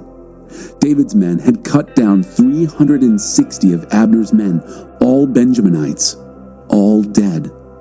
They brought Asahel and buried him in the family tomb in Bethlehem. Joab and his men then marched all night, arriving in Hebron as the dawn broke. Chapter 3. The war between the house of Saul and the house of David dragged on and on. The longer it went on, the stronger David became, with the house of Saul getting weaker. During the Hebron years, sons were born to David. Amnon, born of Ahinoam of Jezreel, the firstborn. Kileab, born of Abigail of Carmel, Nabal's widow, his second. Absalom, born of Maacah, daughter of Talmai, king of Geshur, the third. Adonijah, born of Haggith, the fourth. Shephatiah, born of Abital, the fifth. Ithream, born of Eglah, the sixth. These 6 sons of David were born in Hebron. Abner took advantage of the continuing war between the house of Saul and the house of David to gain power for himself. Saul had a concubine, Rizpah, the daughter of Aiah. One day Ishbosheth confronted Abner. "What business do you have sleeping with my father's concubine?" Abner lost his temper with Ishbosheth. "Treat me like a dog, will you? Is this the thanks I get for sticking by the house of your father, Saul, and all his family and friends? I personally saved you from certain capture by David, and you make an issue out of my going to bed with a woman? What God promised David, I'll help accomplish. Transfer the kingdom from the house of Saul and make David ruler over the whole country, both Israel and Judah, from Dan to Beersheba. If not, may God do his worst to me." Ishbosheth, cowed by Abner's outburst, couldn't say another word. Abner went ahead and sent personal messengers to David. "Make a deal with me, and I'll help bring the whole country of Israel over to you." "Great," said David. "It's a deal, but only on one condition. You're not welcome here unless you bring Michal, Saul's daughter, with you when you come to meet me." David then sent messengers to Ishbosheth, son of Saul. "Give me back Michal, whom I won as my wife at the cost of 100 Philistine foreskins." Ishbosheth ordered that she be taken from her husband Paltiel, son of Laish. But Paltiel followed her, weeping all the way, to Bahurim. There, Abner told him, "Go home." And he went home. Abner got the elders of Israel together and said, "Only yesterday, it seems, you were looking for a way to make David your king. So do it, now, for God has given the go-ahead on David. By my servant David's hand, I'll save my people Israel from the oppression of the Philistines and all their other enemies." Abner took the Benjaminites aside and spoke to them. Then he went to Hebron for a private talk with David, telling him everything that Israel in general and Benjamin in particular were planning to do. When Abner and the 20 men who were with him met with David in Hebron, David laid out a feast for them. Abner then said, "I'm ready. Let me go now to rally everyone in Israel for my master, the king. They'll make a treaty with you, authorizing you to rule them however you see fit." Abner was sent off with David's blessing. Soon after that, David's men, led by Joab, came back from a field assignment. Abner was no longer in Hebron with David, having just been dismissed with David's blessing. As Joab and his raiding party arrived, they were told that Abner, the son of Ner, had been there with David and had been sent off with David's blessing. Joab went straight to the king. "What's this you've done? Abner shows up and you let him walk away scot-free? You know Abner, son of Ner, better than that. This was no friendly visit. He was here to spy on you, figure out your comings and goings, find out what you're up to." Joab left David and went into action. He sent messengers after Abner. They caught up with him at the well of Sirah and brought him back. David knew nothing of all this. When Abner got back to Hebron, Joab steered him aside at the gate for a personal word with him. There, he stabbed him in the belly, killed him in cold blood for the murder of his brother, Asahel. Later on, when David heard what had happened, he said, "Before God, I and my kingdom are totally innocent of this murder of Abner, son of Ner. Joab and his entire family will always be under the curse of this blood guilt. May they forever be victims of crippling diseases, violence, and famine." Joab and his brother, Abishai, murdered Abner because he had killed their brother Asahel at the Battle of Gibeon. David ordered Joab and all the men under him, "Rip your cloaks into rags, wear mourning clothes, lead Abner's funeral procession with loud lament." King David followed the coffin. They buried Abner in Hebron. The king's voice was loud in lament as he wept at the side of Abner's grave. All the people wept too. Then the king sang this tribute to Abner. Can this be? Abner, dead like a nameless bum? You were a free man, free to go and do as you wished. Yet you fell as a victim in a street brawl. And all the people wept, a crescendo of crying. They all came then to David, trying to get him to eat something before dark. But David solemnly swore, I'll not so much as taste a piece of bread, or anything else for that matter, before sunset, so help me God. Everyone at the funeral took notice and liked what they saw. In fact, everything the king did was applauded by the people. It was clear to everyone that day, including all Israel, that the king had nothing to do with the death of Abner, son of Ner. The king spoke to his servants. You realize, don't you, that today a prince and hero fell victim of foul play in Israel? And I, though anointed king, was helpless to do anything about it. These sons of Zeruiah are too much for me. God, requite the criminal for his crime. Chapter 4. The Murder of Ishbosheth.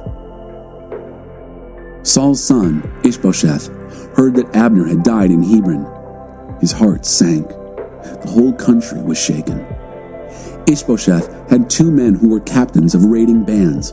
One was named Baanah, the other Rechab. They were sons of Rimmon, the Beerothite, a Benjaminite. The people of Beeroth had been assigned to Benjamin ever since they escaped to Gittaim. They still lived there as resident aliens. It so happened that Saul's son, Jonathan, had a son who was maimed in both feet. When he was 5 years old, the report on Saul and Jonathan came from Jezreel. His nurse picked him up and ran, but in her hurry to get away, she fell, and the boy was maimed. His name was Mephibosheth. One day, Baanah and Rechab, the 2 sons of Rimmon, headed out for the house of Ishbosheth. They arrived at the hottest time of the day, just as he was taking his afternoon nap. They entered the house on a ruse, pretending official business. The maid guarding the bedroom had fallen asleep, so Rechab and Baanah slipped by her and entered the room where Ishbosheth was asleep on his bed. They killed him and then cut off his head, carrying it off as a trophy. They traveled all night long, taking the route through the Arabah Valley. They presented the head of Ishbosheth to David at Hebron, telling the king, Here's the head of Ishbosheth, Saul's son, your enemy. He was out to kill you, but God has given vengeance to my master, the king, vengeance this very day on Saul and his children. David answered the brothers Rechab and Baanah, sons of Rimmon the Beerothite. As surely as God lives, the one who got me out of every trouble I've ever been in, when the messenger told me, Good news, Saul is dead, supposing I'd be delighted, I arrested him and killed him on the spot in Ziklag. That's what he got for his so-called good news. And now you show up? Evil men who killed an innocent man in cold blood? A man asleep in his own house? Don't think I won't find you guilty of murder and rid the country of you. David then issued orders to his soldiers. They killed the 2, chopped off their hands and feet, and hung the corpses at the pool in Hebron. But Ishbosheth's head they took and buried in Abner's tomb in Hebron. Chapter 5. Before long, all the tribes of Israel approached David in Hebron and said, Look at us, your own flesh and blood. In time past, when Saul was our king, you're the one who really ran the country. Even then, God said to you, You will shepherd my people Israel, and you'll be the prince. All the leaders of Israel met with King David at Hebron, and the king made a treaty with them in the presence of God. And so they anointed David king over Israel. David was 30 years old when he became king and ruled for 40 years. In Hebron, he ruled Judah for 7.5 years. In Jerusalem, he ruled all Israel and Judah for 33 years. David and his men immediately set out for Jerusalem to take on the Jebusites who lived in that country. But they said, You might as well go home. Even the blind and the lame could keep you out. You can't get in here. They had convinced themselves that David couldn't break through. But David went right ahead and captured the fortress of Zion, known ever since as the City of David. That day David said, To get the best of these Jebusites, one must target the water system, not to mention this so-called lame and blind bunch that David hates. In fact, he was so sick and tired of it, people coined the expression, "No lame and blind allowed in the palace." David made the fortress city his home and named it City of David. He developed the city from the outside terraces inward. David proceeded with a longer stride, a larger embrace, since the God of the angel armies was with him. It was at this time that Hiram, king of Tyre, sent messengers to David, along with timbers of cedar. He also sent carpenters and masons to build a house for David. David took this as a sign that God had confirmed him as king of Israel, giving his kingship world prominence for the sake of Israel, his people. David took on more concubines and wives from Jerusalem after he left Hebron, and more sons and daughters were born to him.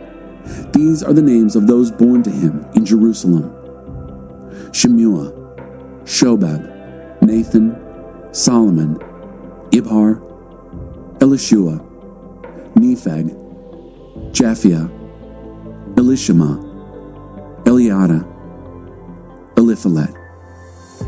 When the Philistines got word that David had been made king over all Israel, they came on the hunt for him. David heard of it and went down to the stronghold. When the Philistines arrived, they deployed their forces in Rephaim Valley.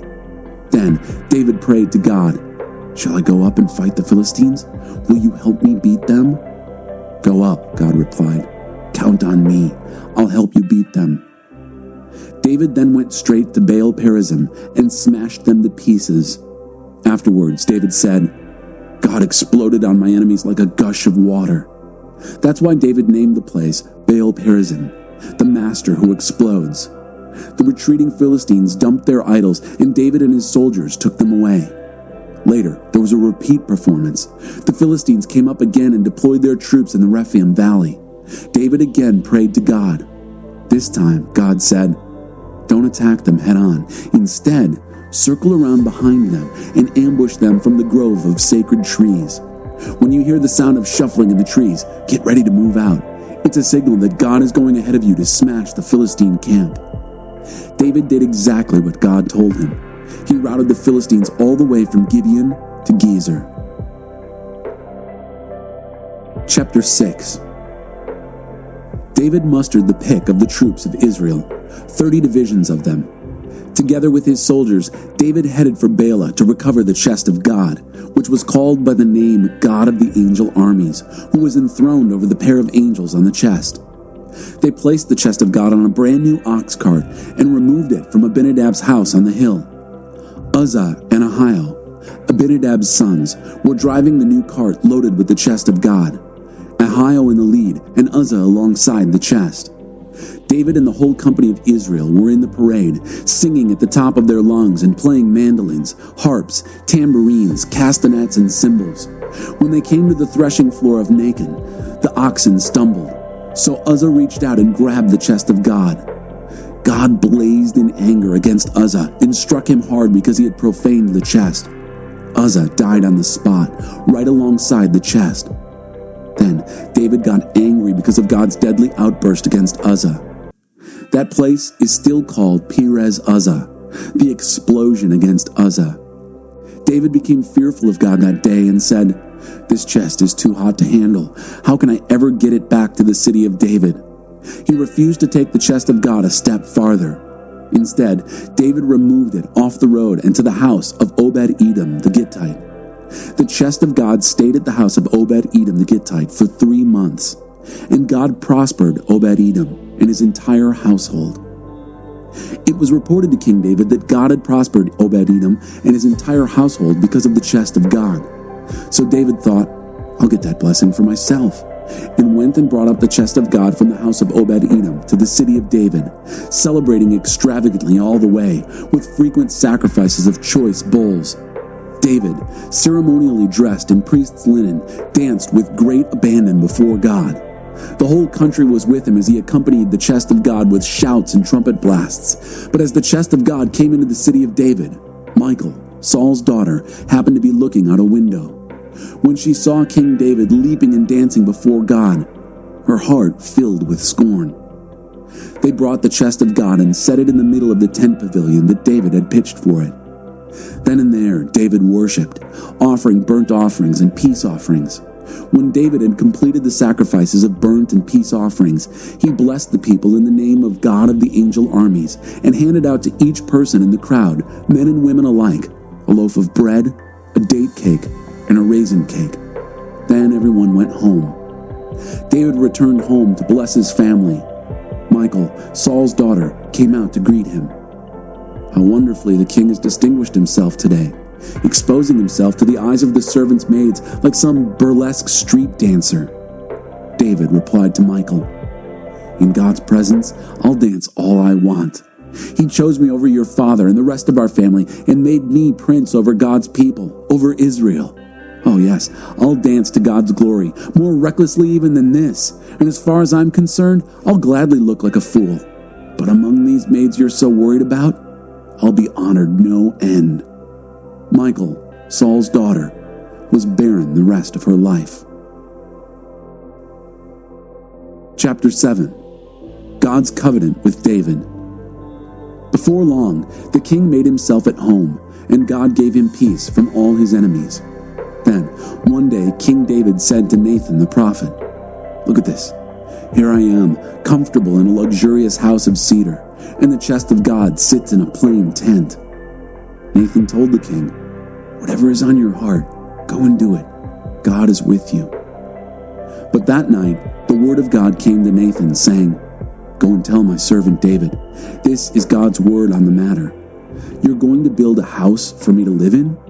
Why, I haven't lived in a house from the time I brought the children of Israel up from Egypt till now. All that time I've moved about with nothing but a tent. And in all my travels with Israel, did I ever say to any of the leaders I commanded to shepherd Israel, 'Why haven't you built me a house of cedar?' So, here is what you are to tell my servant David. The God of the angel armies has this word for you. I took you from the pasture, tagging along after sheep, and made you prince over my people Israel. I was with you everywhere you went and mowed your enemies down before you. Now I'm making you famous, to be ranked with the great names on earth.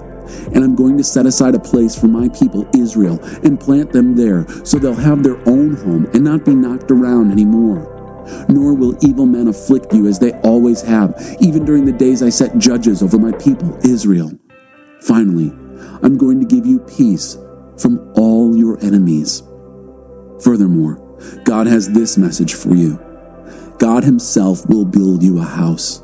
When your life is complete and you're buried with your ancestors, then I'll raise up your child, your own flesh and blood, to succeed you, and I'll firmly establish his rule. He will build a house to honor me, and I will guarantee his kingdom's rule permanently. I'll be a father to him, and he'll be a son to me. When he does wrong, I'll discipline him in the usual ways, the pitfalls and obstacles of this mortal life. But I'll never remove my gracious love from him, as I removed it from Saul, who preceded you, and whom I most certainly did remove. Your family and your kingdom are permanently secured. I'm keeping my eye on them, and your royal throne will always be there, rock solid. Nathan gave David a complete and accurate account of everything he heard and saw in the vision. King David went in, took his place before God, and prayed, "Who am I, my master God, and what is my family that you have brought me to this place in life? But that's nothing compared to what's coming, for you've also spoken of my family far into the future, given me a glimpse into tomorrow, my master God. What can I possibly say in the face of all this? You know me, Master God, just as I am. You've done all this not because of who I am, but because of who you are, out of your very heart. But you've let me in on it. This is what makes you so great, Master God. There is none like you, no God but you, nothing to compare with what we've heard with our own ears. And who is like your people, like Israel, a nation unique in the earth, whom God set out to redeem for himself, and became most famous for it, performing great and fearsome acts, throwing out nations and their gods left and right as you saved your people from Egypt. You established for yourself a people, your very own Israel, your people permanently, and you, God, became their God. So now, great God, this word that you have spoken to me and my family, guarantee it permanently. Do exactly what you've promised. Then your reputation will flourish always as people exclaim, the God of the angel armies is God over Israel. And the house of your servant David will remain sure and solid in your watchful presence. For you, God of the angel armies, Israel's God, told me plainly, I will build you a house. That's how I was able to find the courage to pray this prayer to you. And now, Master God, being the God you are, speaking sure words as you do, and having just said this wonderful thing to me, please, just one more thing. Bless my family. Keep your eye on them always. You've already as much as said that you would, Master God.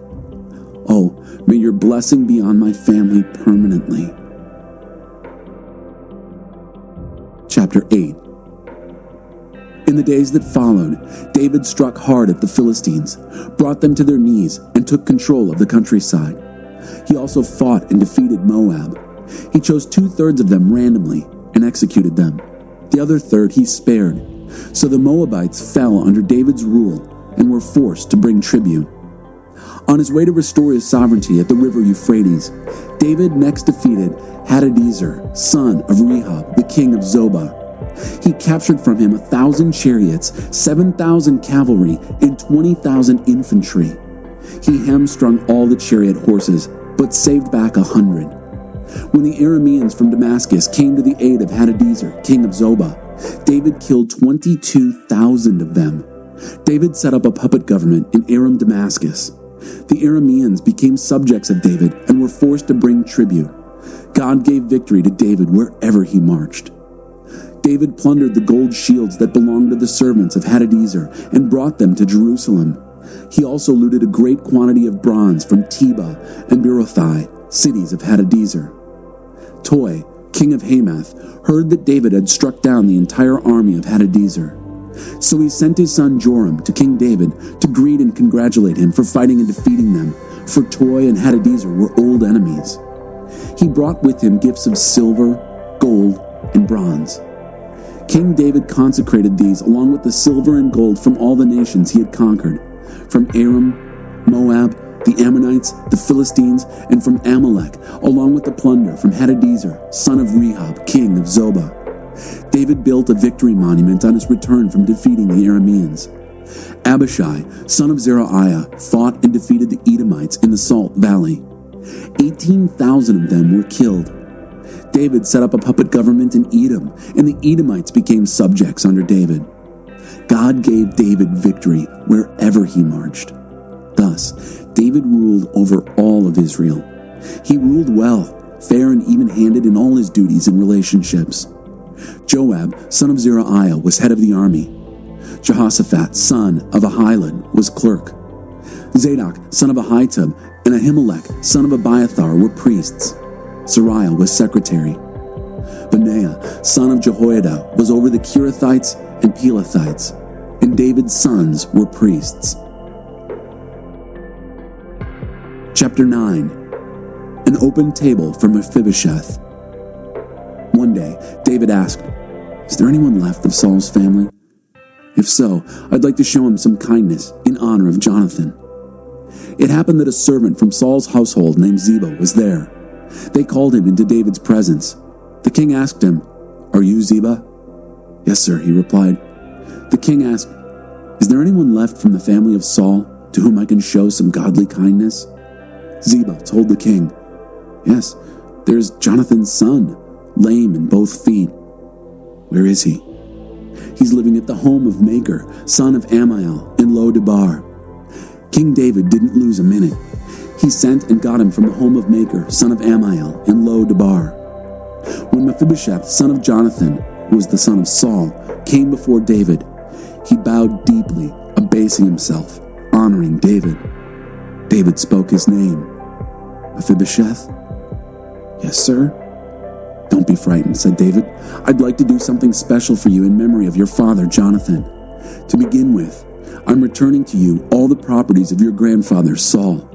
Furthermore, from now on, you'll take all your meals at my table." Shuffling and stammering, not looking him in the eye, Mephibosheth said, "Who am I that you pay attention to a stray dog like me?" David then called in Ziba, Saul's right-hand man, and told him, "Everything that belonged to Saul and his family, I've handed over to your master's grandson. You and your sons and your servants will work his land and bring in the produce, provisions for your master's grandson. Mephibosheth himself, your master's grandson, from now on will take all his meals at my table." Ziba had 15 sons and 20 servants. "All that my master the king has ordered his servant," answered Ziba, "your servant will surely do." And Mephibosheth ate at David's table, just like one of the royal family. Mephibosheth also had a small son named Micah. All who were part of Ziba's household were now the servants of Mephibosheth.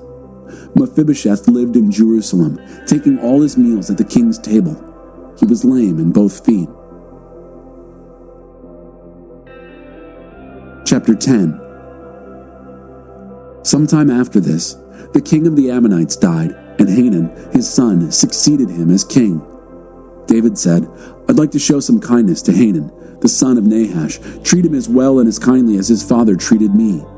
So David sent Hanun condolences regarding his father. But when David's servants got to the land of the Ammonite leaders warned Hanun, their head delegate, "Do you for a minute suppose that David is honoring your father by sending you comforters? Don't you think it's because he wants to snoop around the city and size it up that David has sent his emissaries to you?"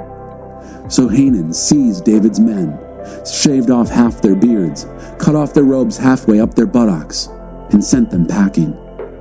When all this was reported to David, he sent someone to meet them, for they were seriously humiliated. The king told them, "Stay in Jericho until your beards grow out. Only then come back." When it dawned on the Ammonites that as far as David was concerned, they stunk to high heaven, they hired Aramean soldiers from Beth Rehob and Zobah, 20,000 infantry, and 1,000 men from the king of Maacah, and 12,000 men from Tob. When David heard of this, he dispatched Joab with his strongest fighters in full force. The Ammonites marched out and arranged themselves in battle formation at the city gate. The Arameans of Zobah and Rehob and the men of Tob and Maacah took up a position out in the open fields. When Joab saw that he had two fronts to fight, before and behind, he took his pick of the best of Israel and deployed them to confront the Arameans. The rest of the army he put under the command of Abishai, his brother, and deployed them to confront the Ammonites. Then he said, "If the Arameans are too much for me, you help me, and if the Ammonites prove too much for you, I'll come and help you. Courage, we'll fight with might and main for our people and for the cities of our God, and God will do whatever he sees needs doing." But when Joab and his soldiers moved in to fight the Arameans, they ran off in full retreat. Then the Ammonites, seeing the Arameans run for dear life, took to their heels from Abishai and went into the city. So Joab left off fighting the Ammonites and returned to Jerusalem. When the Arameans saw how badly they'd been beaten by Israel, they picked up the pieces and regrouped. Hadadezer sent for the Arameans who were across the river. They came to Helam. Shobak, commander of Hadadezer's army, led them. All this was reported to David. So David mustered Israel, crossed the Jordan, and came to Helam. The Arameans went into battle formation, ready for David, and the fight was on. But the Arameans again scattered before Israel. David killed 700 chariot drivers and 40,000 cavalry. And he mortally wounded Shobak, the army commander, who died on the battlefield. When all the kings who were vassals of Hadadezer saw that they had been routed by Israel, they made peace and became Israel's vassals. The Arameans were afraid to help the Ammonites ever again. Chapter 11. David's Sin and Sorrow. When that time of year came around again, the anniversary of the Ammonite aggression, David dispatched Joab and his fighting men of Israel in full force to destroy the Ammonites for good.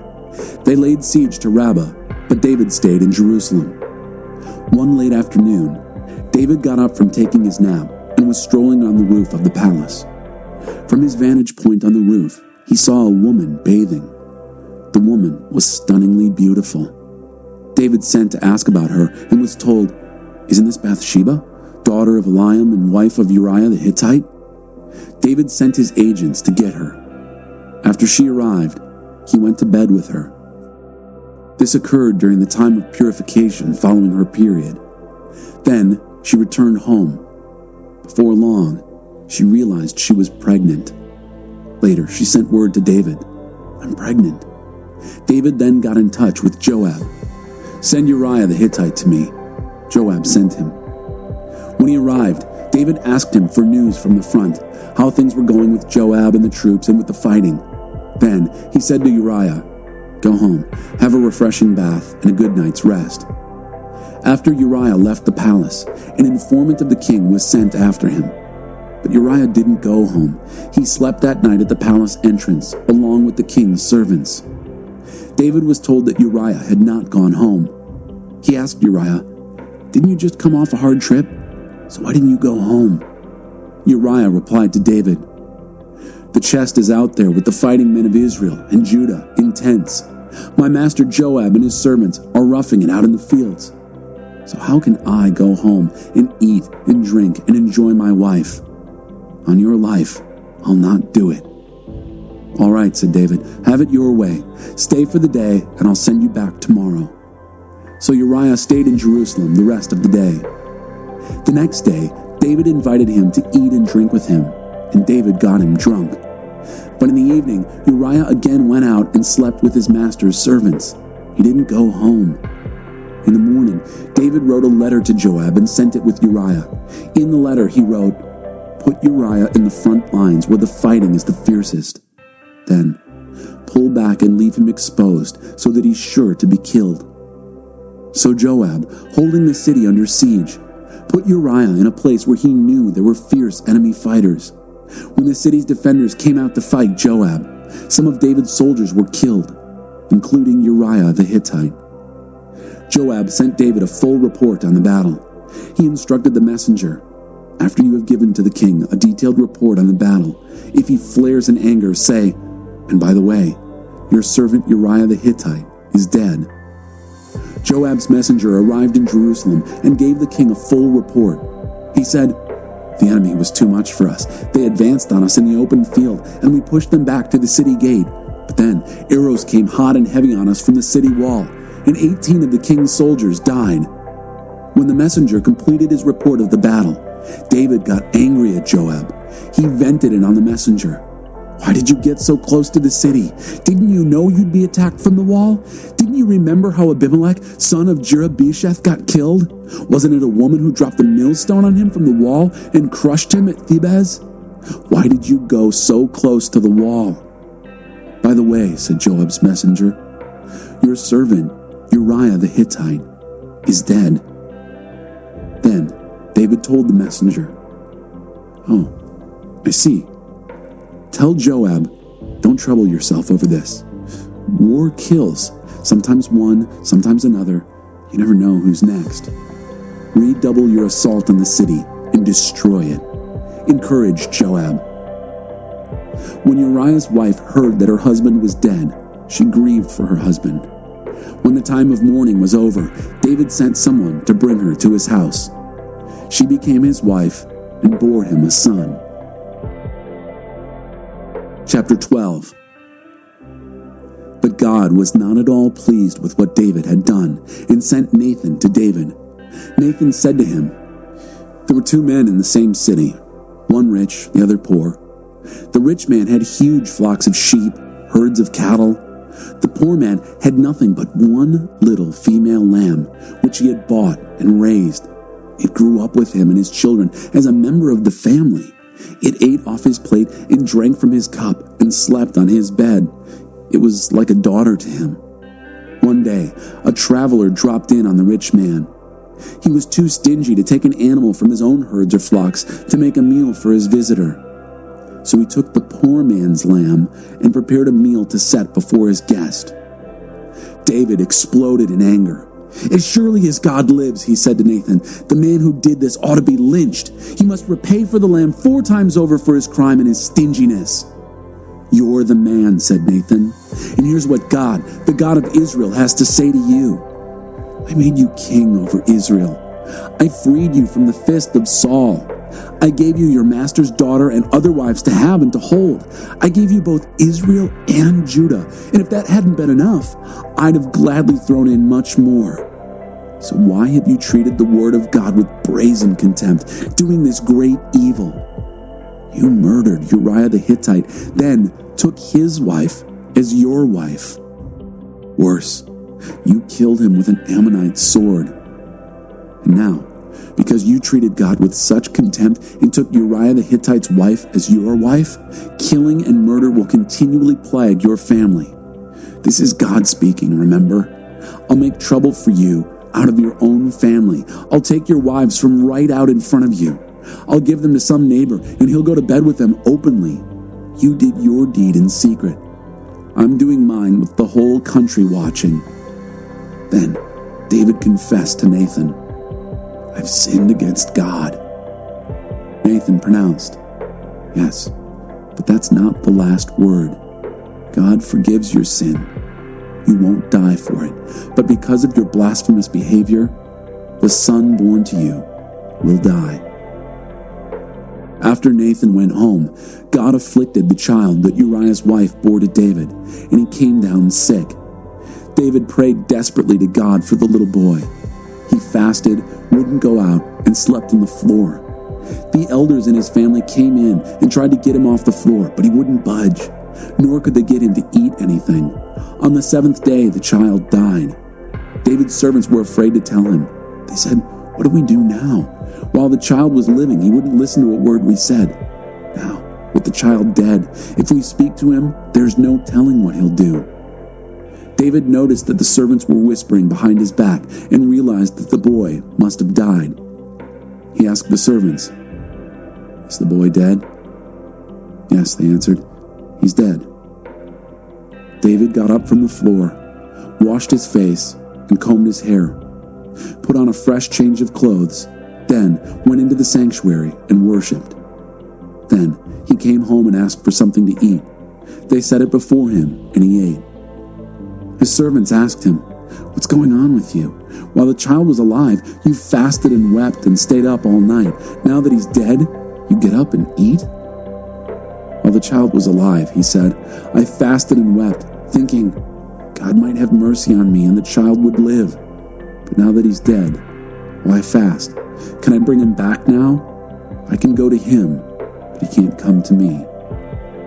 David went and comforted his wife Bathsheba, and when he slept with her, they conceived a son. When he was born, they named him Solomon. God had a special love for him and sent word by Nathan the prophet that God wanted him named Jedediah, God's beloved. Joab, at war in Rabbah against the Ammonites, captured the royal city. He sent messengers to David saying, I'm fighting at Rabbah, and I've just captured the city's water supply. Hurry and get the rest of the troops together and set up camp here at the city and complete the capture yourself. Otherwise, I'll capture it and get all the credit instead of you. So David marshaled all the troops, went to Rabbah, and fought and captured it. He took the crown from their king's head, very heavy with gold and with a precious stone in it. It ended up on David's head. And they plundered the city, carrying off a great quantity of loot. David emptied the city of its people and put them to slave labor using saws, picks, and axes, and making bricks. He did this to all the Ammonite cities. Then David and the whole army returned to Jerusalem. Chapter 13. Sometime later, this happened. Absalom, David's son, had a sister who was very attractive. Her name was Tamar. Amnon, also David's son, was in love with her. Amnon was obsessed with his sister Tamar to the point of making himself sick over her. She was a virgin, so he couldn't see how he could get his hands on her. Amnon had a good friend, Jonadab, the son of David's brother, Shemiah. Jonadab was exceptionally streetwise. He said to Amnon, Why are you moping around like this day after day? You, the son of the king. Tell me what's eating at you. In a word, Tamar, said Amnon, my brother Absalom's sister. I'm in love with her. Here's what you do, said Jonadab. Go to bed and pretend you're sick.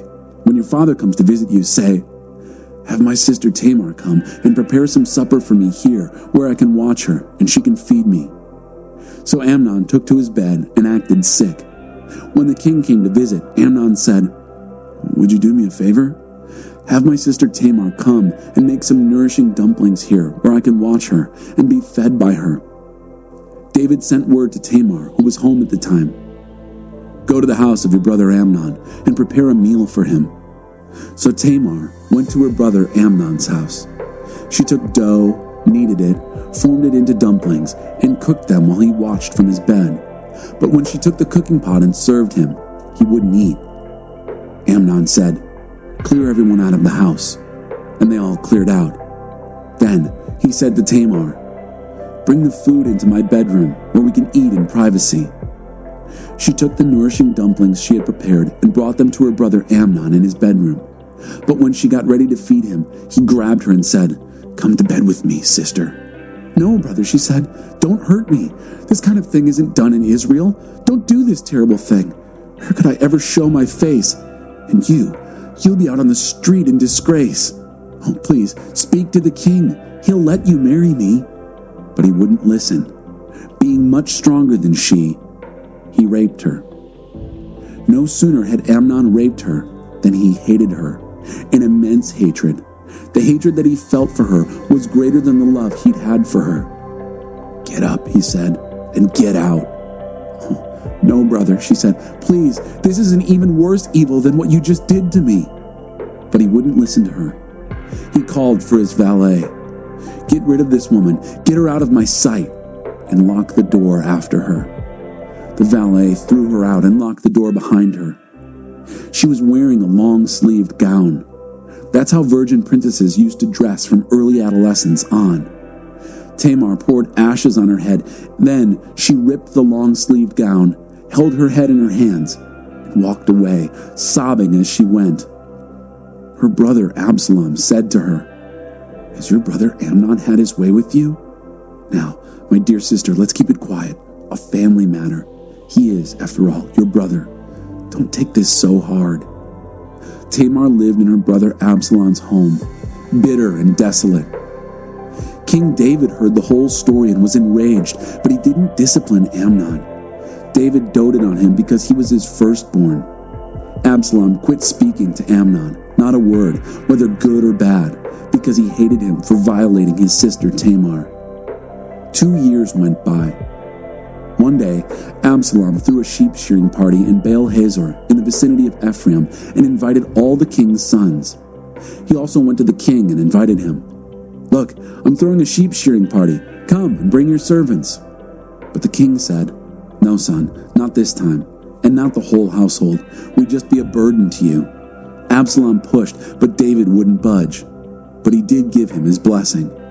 Then Absalom said, "Well, if you won't come, at least let my brother Amnon come." "And why," said the king, "should he go with you?" But Absalom was so insistent that he gave in and let Amnon and all the rest of the king's sons go. Absalom prepared a banquet fit for a king. Then he instructed his servants, "Look sharp now. When Amnon is well into the sauce and feeling no pain, and I give the order, strike Amnon. Kill him, and don't be afraid. I'm the one giving the command. Courage, you can do it." Absalom's servants did to Amnon exactly what their master ordered. All the king's sons got out as fast as they could, jumped on their mules, and rode off. While they were still on the road, a rumor came to the king. Absalom just killed all the king's sons. Not one is left. The king stood up, ripped his clothes to shreds, and threw himself on the floor. All his servants who were standing around at the time did the same. Just then, Jonadab, his brother Shimeah's son, stepped up. "My master must not think that all the young men, the king's sons, are dead. Only Amnon is dead. This happened because of Absalom's outrage since the day that Amnon violated his sister Tamar. So my master, the king, mustn't make things worse than they are, thinking that all your sons are dead. Only Amnon is dead." Absalom fled. Just then, the sentry on duty looked up and saw a cloud of dust on the road from Horonaim alongside the mountain. He came and told the king, "I've just seen a bunch of men on the Horonaim road coming around the mountain." Then Jonadab exclaimed to the king, "See, it's the king's sons coming, just as I said."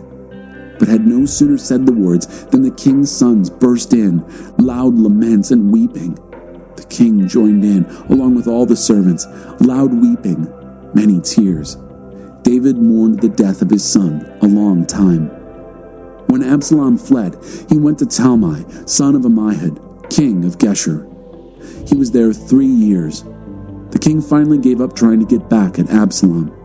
He had come to terms with Amnon's death. Chapter 14.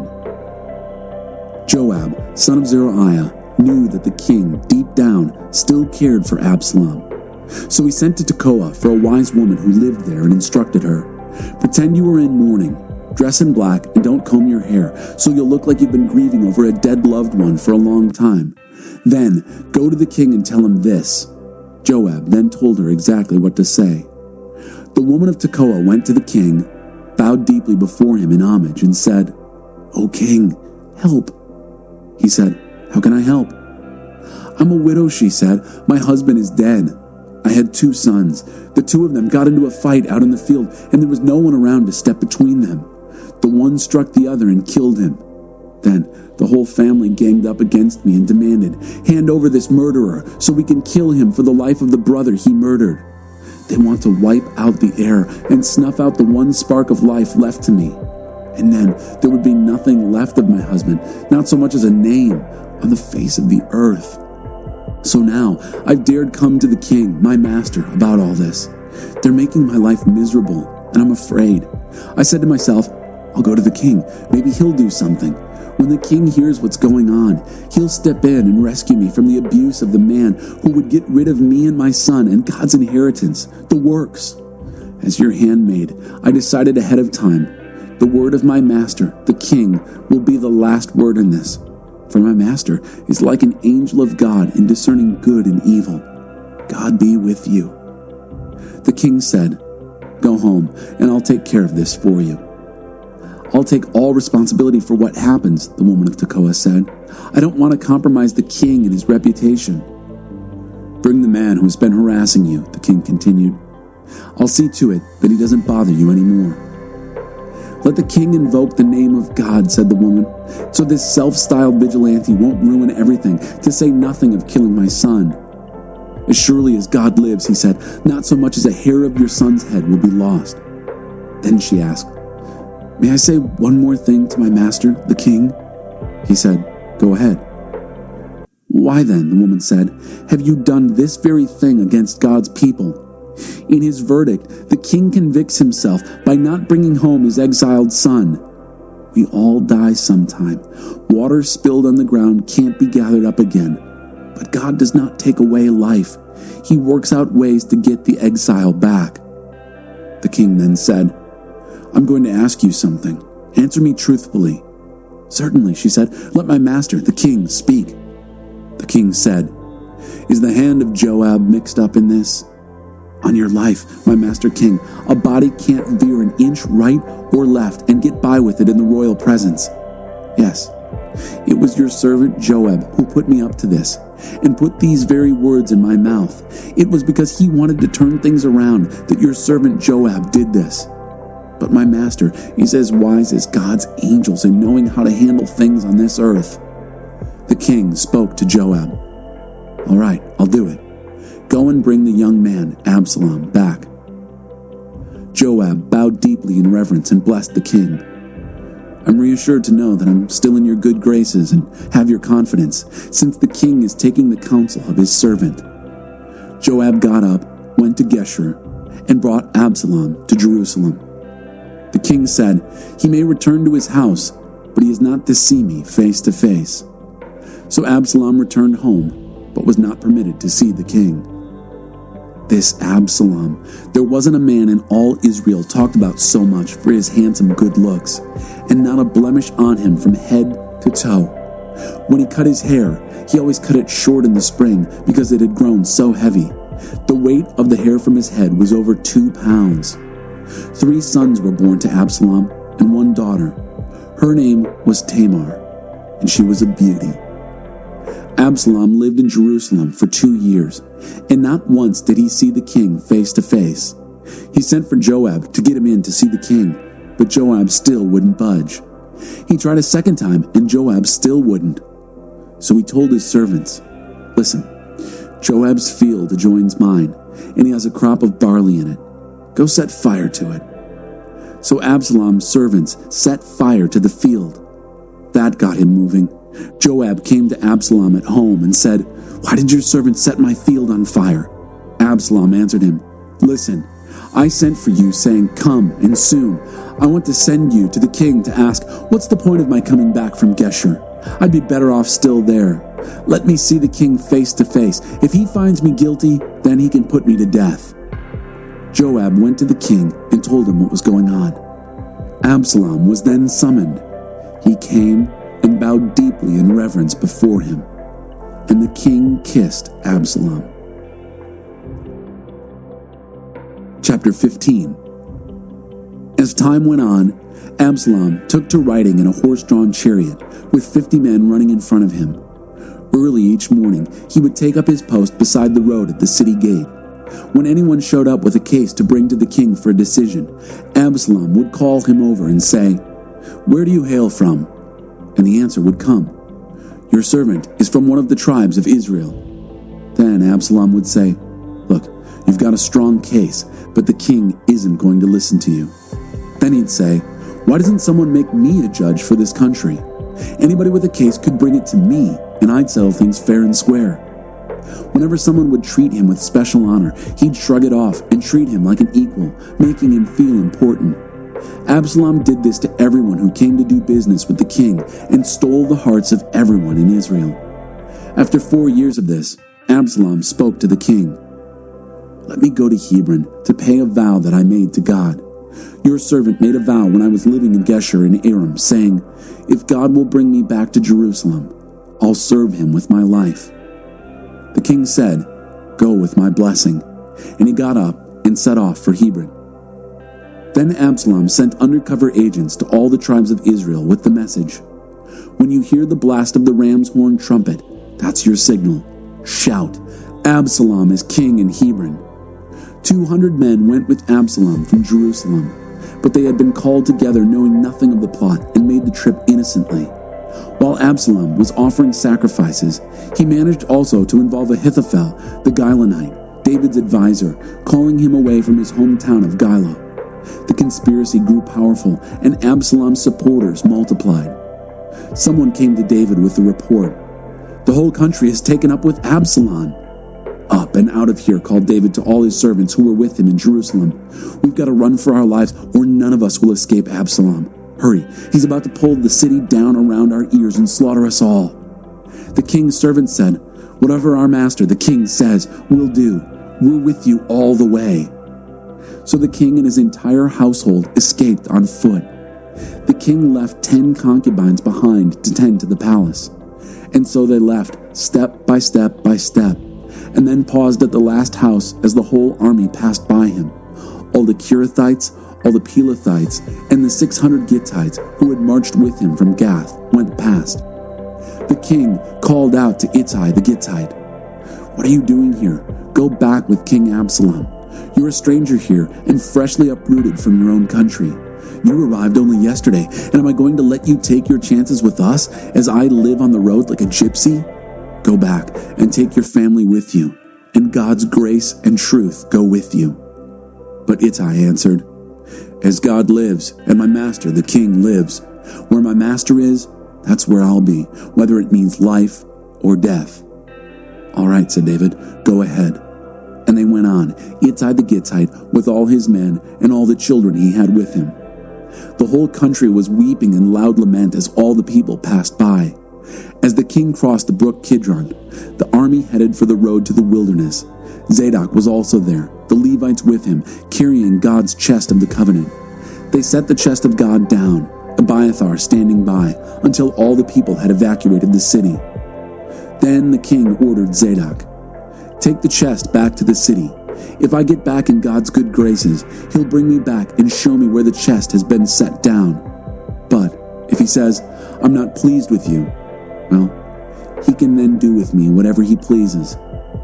The king directed Zadok the priest, "Here's the plan. Return to the city peacefully, with Ahimaaz your son and Jonathan, Abiathar's son, with you. I'll wait at a spot in the wilderness across the river until I get word from you telling us what's up." So Zadok and Abiathar took the chest of God back to Jerusalem and placed it there, while David went up the Mount of Olives weeping, head covered but barefooted, and the whole army was with him, heads covered and weeping as they ascended. David was told, "Ahithophel has joined the conspirators with Absalom."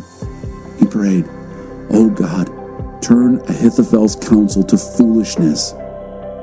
As David approached the top of the hill where God was worshipped, Hushai the Archite, clothes ripped to shreds and dirt on his head, was there waiting for him. David said, "If you come with me, you'll be just one more piece of luggage. Go back to the city and say to Absalom, 'I'm ready to be your servant, O king. I used to be your father's servant. Now I'm your servant.' Do that, and you'll be able to confuse Ahithophel's counsel for me. The priests Zadok and Abiathar are already there. Whatever information you pick up in the palace, tell them. Their two sons, Zadok's son Ahimaaz and Abiathar's son Jonathan, are there with them. Anything you pick up can be sent to me by them." Hushai, David's friend, arrived at the same time Absalom was entering Jerusalem. Chapter 16. Shortly after David passed the crest of the hill, Mephibosheth's steward Ziba met him with a string of pack animals, saddled and loaded with 100 loaves of bread, 100 raisin cakes, 100 baskets of fresh fruit, and a skin of wine. The king said to Ziba, "What's all this?" "The donkeys," said Ziba, "are for the king's household to ride. The bread and fruit are for the servants to eat, and the wine is for drinking, especially for those overcome by fatigue in the wilderness." The king said, "And where is your master's grandson?" "He stayed in Jerusalem," said Ziba. He said, "This is the day Israel is going to restore my grandfather's kingdom to me." "Everything that belonged to Mephibosheth," said the king, "is now yours." Ziba said, "How can I ever thank you? I'll be forever in your debt, my master and king. May you always look on me with such kindness." When the king got to Bahurim, a man appeared who had connections with Saul's family. His name was Shimei, son of Gera. As he followed along, he shouted insults and threw rocks right and left at David and his company, servants and soldiers alike. To the accompaniment of curses, he shouted, get lost, you butcher, you hellhound. God has paid you back for all your dirty work in the family of Saul and for stealing his kingdom. God has given the kingdom to your son Absalom. Look at you now, ruined, and good riddance, you pathetic old man." Abishai, son of Zeruiah, said, "This mangy dog can't insult my master the king this way. Let me go over and cut off his head." But the king said, "Why are you sons of Zeruiah always interfering and getting in the way? If he's cursing, it's because God told him, 'Curse David.' So who dares raise questions? Besides," continued David to Abishai and the rest of his servants, "my own son, my flesh and bone, is right now trying to kill me. Compared to that, this Benjaminite is small potatoes. Don't bother with him. Let him curse. He's preaching God's word to me. And who knows, maybe God will see the trouble I'm in today and exchange the curses for something good."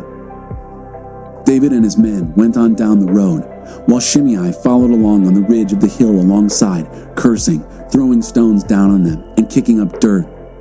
By the time they reached the Jordan River, David and all the men of the company were exhausted. There, they rested and were revived. By this time, Absalom and all his men were in Jerusalem, and Ahithophel was with them. Soon after, Hushai the Archite, David's friend, came and greeted Absalom. "Long live the king! Long live the king!" Absalom said to Hushai, "Is this the way you show devotion to your good friend? Why didn't you go with your friend David?" "Because," said Hushai, "I want to be with the person that God and this people and all Israel have chosen, and I want to stay with him. Besides, who is there to serve other than the Son? Just as I served your father, I'm now ready to serve you." Then Absalom spoke to Ahithophel. "Are you ready to give counsel? What do we do next?" Ahithophel told Absalom, "Go and sleep with your father's concubines, the ones he left to tend to the palace. Everyone will hear that you have openly disgraced your father, and the morale of everyone on your side will be strengthened." So Absalom pitched a tent up on the roof in public view and went in and slept with his father's concubines. The counsel that Ahithophel gave in those days was treated as if God himself had spoken. That was the reputation of Ahithophel's counsel to David. It was the same with Absalom. Chapter 17. Next, Ahithophel advised Absalom, "Let me handpick 12,000 men and go after David tonight. I'll come on him when he's bone-tired and take him by complete surprise. The whole army will run off and I'll kill only David. Then I'll bring the army back to you, a bride brought back to her husband. You're only after one man after all. Then everyone will be together in peace." Absalom thought it was an excellent strategy, and all the elders of Israel agreed. But then Absalom said, "Call in Hushai the Archite. Let's hear what he has to say." So Hushai came, and Absalom put it to him. "This is what Ahithophel advised. Should we do it? What do you say?" Hushai said, "The counsel that Ahithophel has given in this instance is not good. You know your father and his men, brave and bitterly angry, like a bear robbed of her cubs. And your father is an experienced fighter. You can be sure he won't be caught napping at a time like this. Even while we're talking, he's probably holed up in some cave or other. If he jumps your men from ambush, word will soon get back, a slaughter of Absalom's army. Even if your men are valiant with hearts of lions, they'll fall apart at such news, for everyone in Israel knows the kind of fighting stuff your father's made of, and also the men with him. Here's what I'd advise. Muster the whole country, from Dan to Beersheba, an army like the sand of the sea, and you personally lead them. We'll smoke him out wherever he is, fall on him like dew falls on the earth, and believe me, there won't be a single survivor. If he hides out in a city, then the whole army will bring ropes to that city and pull it down and into a gully, not so much as a pebble left of it." Absalom and all his company agreed that the counsel of Hushai the Archite was better than the counsel of Ahithophel. God had determined to discredit the counsel of Ahithophel so as to bring ruin on Absalom. Then Hushai told the priests Zadok and Abiathar, "Ahithophel advised Absalom and the elders of Israel thus and thus, and I advised them thus and thus.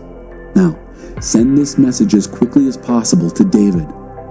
Don't spend the night on this side of the river. Cross immediately, or the king and everyone with him will be swallowed up alive."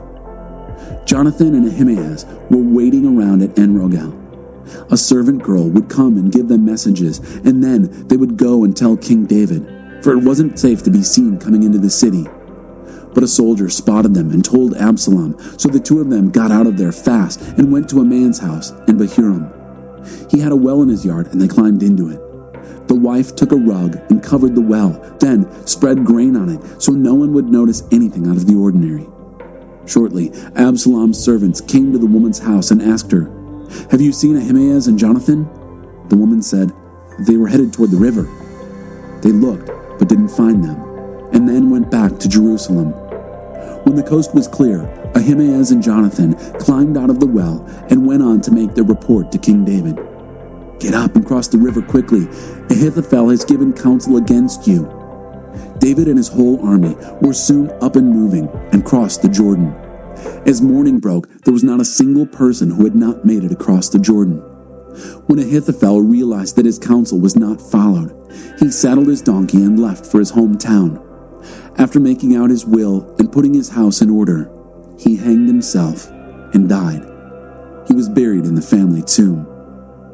About the time David arrived at Mahanaim, Absalom crossed the Jordan, and the whole army of Israel with him. Absalom had made Amasa head of the army, replacing Joab. Amasa was the son of a man named Ithra, an Ishmaelite who had married Abigail, daughter of Nahash, and sister of Zeruiah, the mother of Joab. Israel and Absalom set camp in Gilead.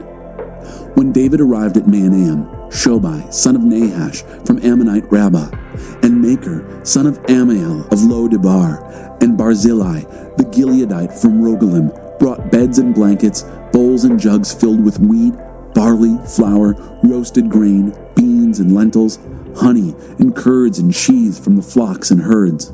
They presented all this to David and his army to eat, because, they said, the army must be starved and exhausted and thirsty out in this wilderness. Chapter 18. David organized his forces. He appointed captains of thousands and captains of hundreds. Then David deployed his troops, a third under Joab, a third under Abishai, son of Zeruiah, Joab's brother, and a third under Ittai the Gittite. The king then announced, "I'm marching with you." They said, "No, you mustn't march with us. If we're forced to retreat, the enemy won't give it a second thought. And if half of us die, they won't do so either. But you are worth 10,000 of us. It will be better for us if you stay in the city and help from there." "If you say so," said the king, "I'll do what you think is best." And so he stood beside the city gate as the whole army marched out by hundreds and by thousands. Then the king ordered Joab and Abishai and Ittai, "Deal gently for my sake with the young man Absalom." The whole army heard what the king commanded the three captains regarding Absalom. The army took the field to meet Israel. It turned out that the battle was joined in the forest of Ephraim. The army of Israel was beaten badly there that day by David's men, a terrific slaughter, 20,000 men.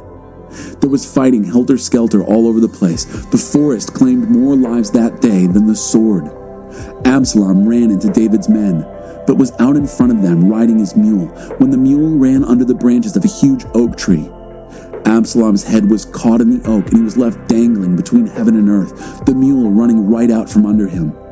A solitary soldier saw him and reported to Joab, "I just saw Absalom hanging from an oak tree." Joab said to the man who told him, "If you saw him, why didn't you kill him then and there? I'd have rewarded you with 10 pieces of silver and a fancy belt." The man told Joab, "Even if I'd had a chance at 1,000 pieces of silver, I wouldn't have laid a hand on the king's son. We all heard the king command you and Abishai and Ittai, 'For my sake, protect the young man Absalom.'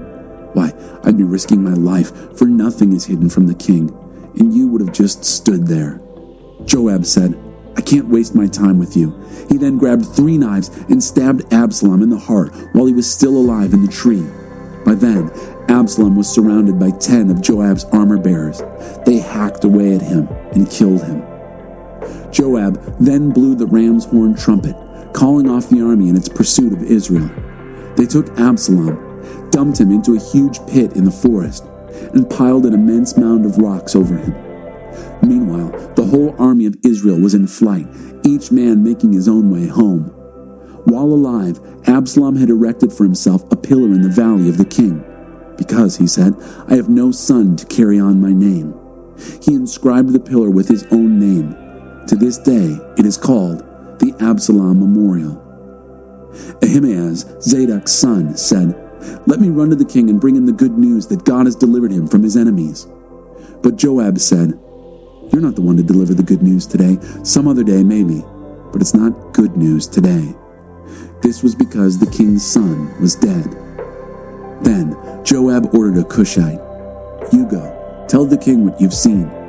"Yes, sir," said the Cushite, and ran off. Ahimaaz, son of Zadok, kept at it, begging Joab, "What does it matter? Let me run too, following the Cushite." Joab said, "Why all this run? You'll get no thanks for it, I can tell you." "I don't care, let me run." "Okay," said Joab, "run." So Ahimaaz ran, taking the lower valley road, and passed the Cushite. David was sitting between the 2 gates.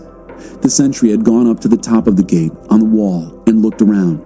He saw a solitary runner. The sentry called down and told the king. The king said, "If he's alone, it must be good news." As the runner came closer, the sentry saw another runner and called down to the gate. Another runner all by himself. And the king said, "This also must be good news." Then the sentry said, "I can see the first man now. He runs like Ahimaaz, son of Zadok." "He's a good man," said the king. "He's bringing good news for sure." Then Ahimaaz called out and said to the king, "Peace." Then he bowed deeply before the king, his face to the ground. Blessed be your God. He has handed over the men who rebelled against my master, the king." The king asked, "But is the young man Absalom all right?" Ahimaaz said, "I saw a huge ruckus just as Joab was sending me off, but I don't know what it was about." The king said, "Step aside and stand over there." So he stepped aside. Then the Cushite arrived and said, "Good news, my master and king. God has given victory today over all those who rebelled against you." "But," said the king, "is the young man Absalom all right?"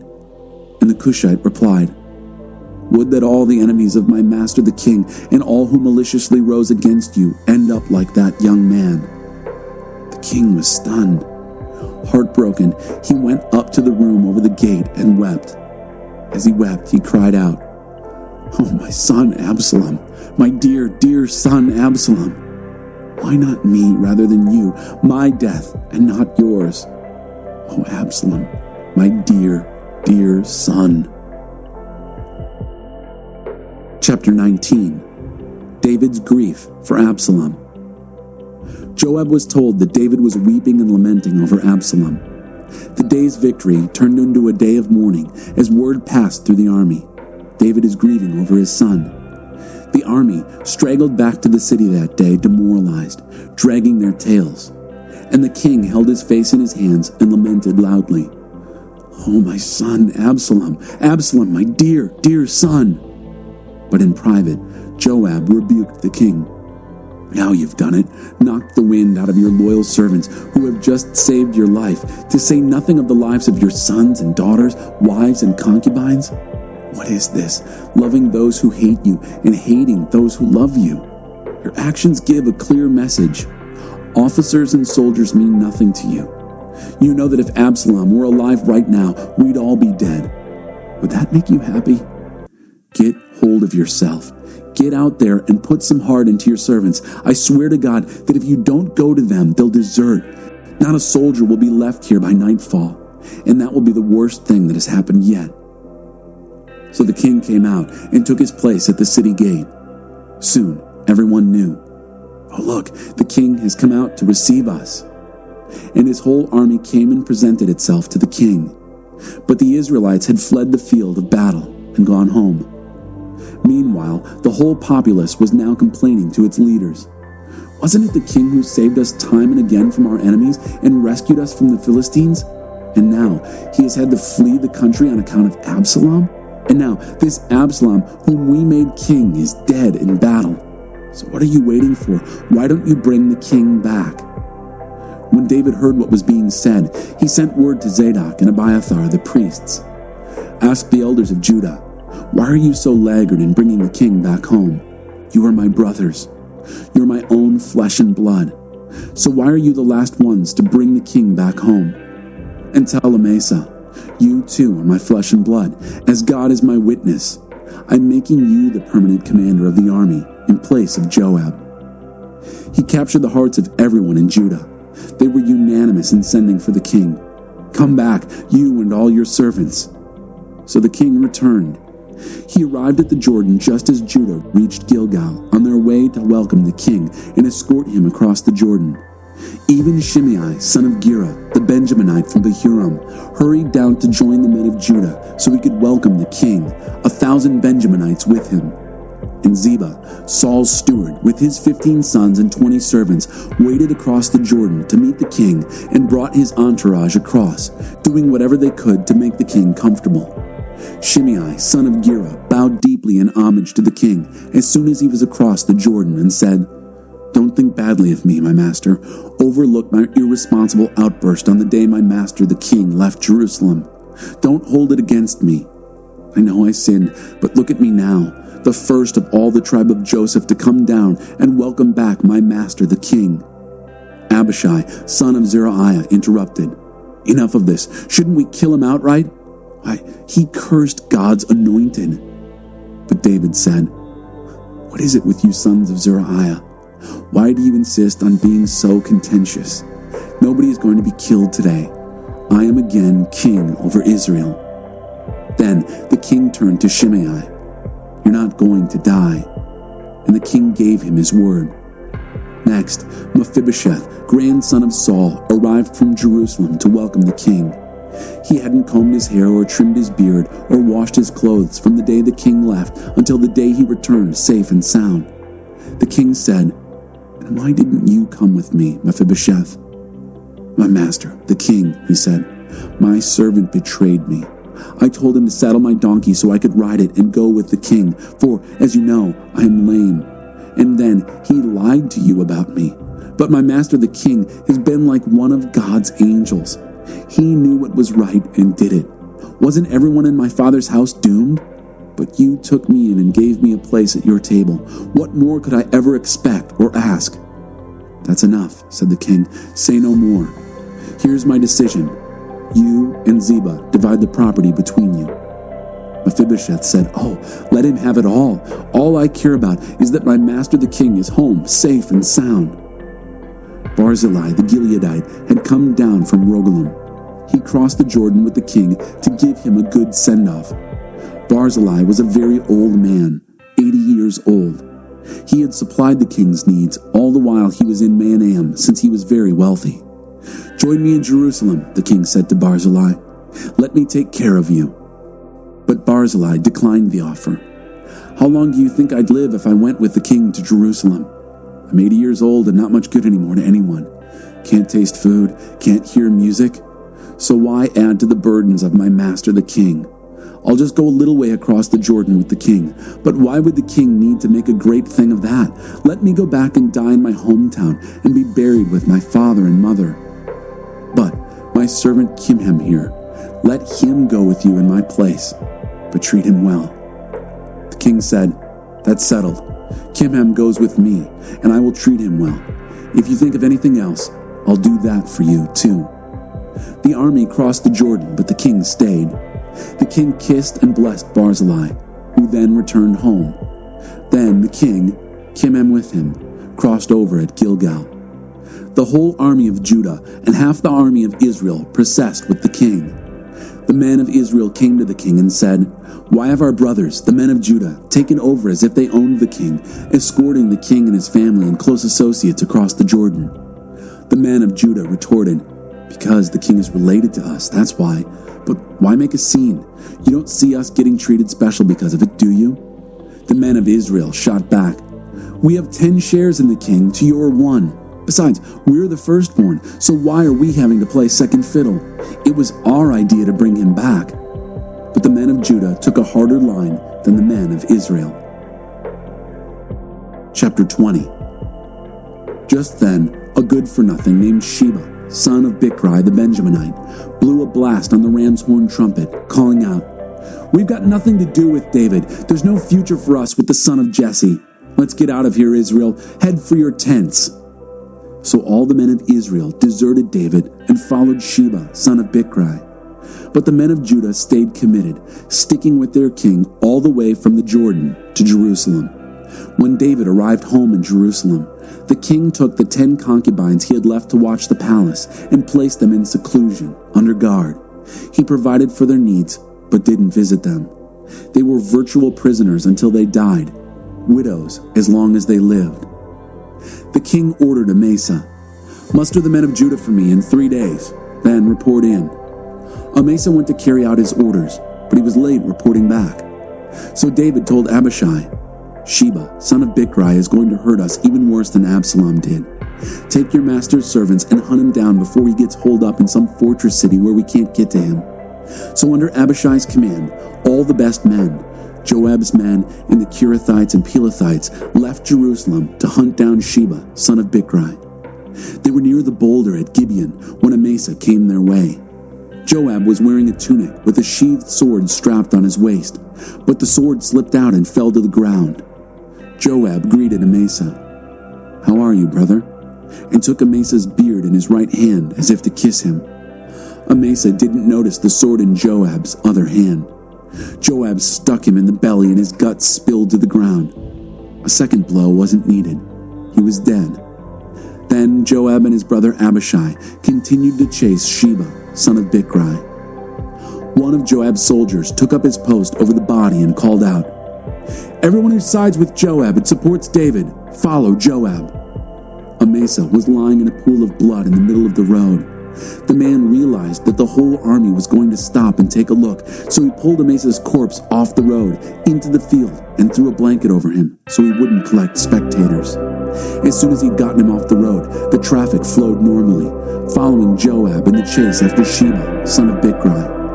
Sheba passed through all the tribes of Israel as far as Abel-Beth-Maachah. All the Bichrites clustered and followed him into the city.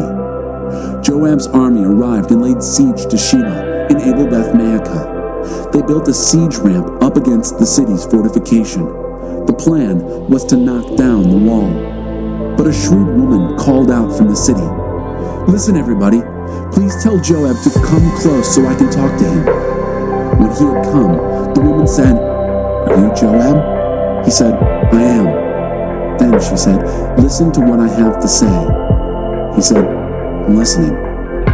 There's an old saying in these parts, "If it's answers you want, come to Abel and get it straight."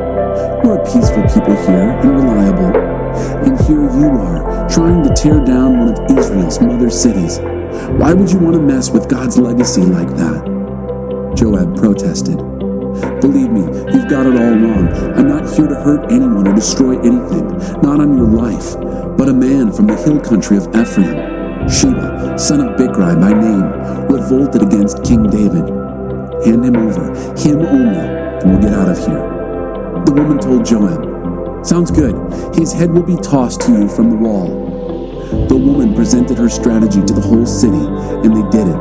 They cut off the head of Sheba, son of Bichri, and tossed it down to Joab. He then blew a blast on the ram's horn trumpet, and the soldiers all went home. Joab returned to the king in Jerusalem. Joab was again commander of the whole army of Israel. Benaiah, son of Jehoiada, was over the Kiriathites and Pelethites. Adoniram over the work crews. Jehoshaphat, son of Ahilud, was clerk. Shiva was historian. Zadok and Abiathar were priests. Ira, the Jairite, was David's chaplain. Chapter 21. Famine and War. There was a famine in David's time. It went on year after year after year, 3 years. David went to God seeking the reason. God said, "This is because there is blood on Saul and his house from the time he massacred the Gibeonites." So the king called the Gibeonites together for consultation. The Gibeonites were not part of Israel. They were what was left of the Amorites and protected by a treaty with Israel. But Saul, a fanatic for the honor of Israel and Judah, tried to kill them off. David addressed the Gibeonites. "What can I do for you? How can I compensate you so that you will bless God's legacy of land and people?"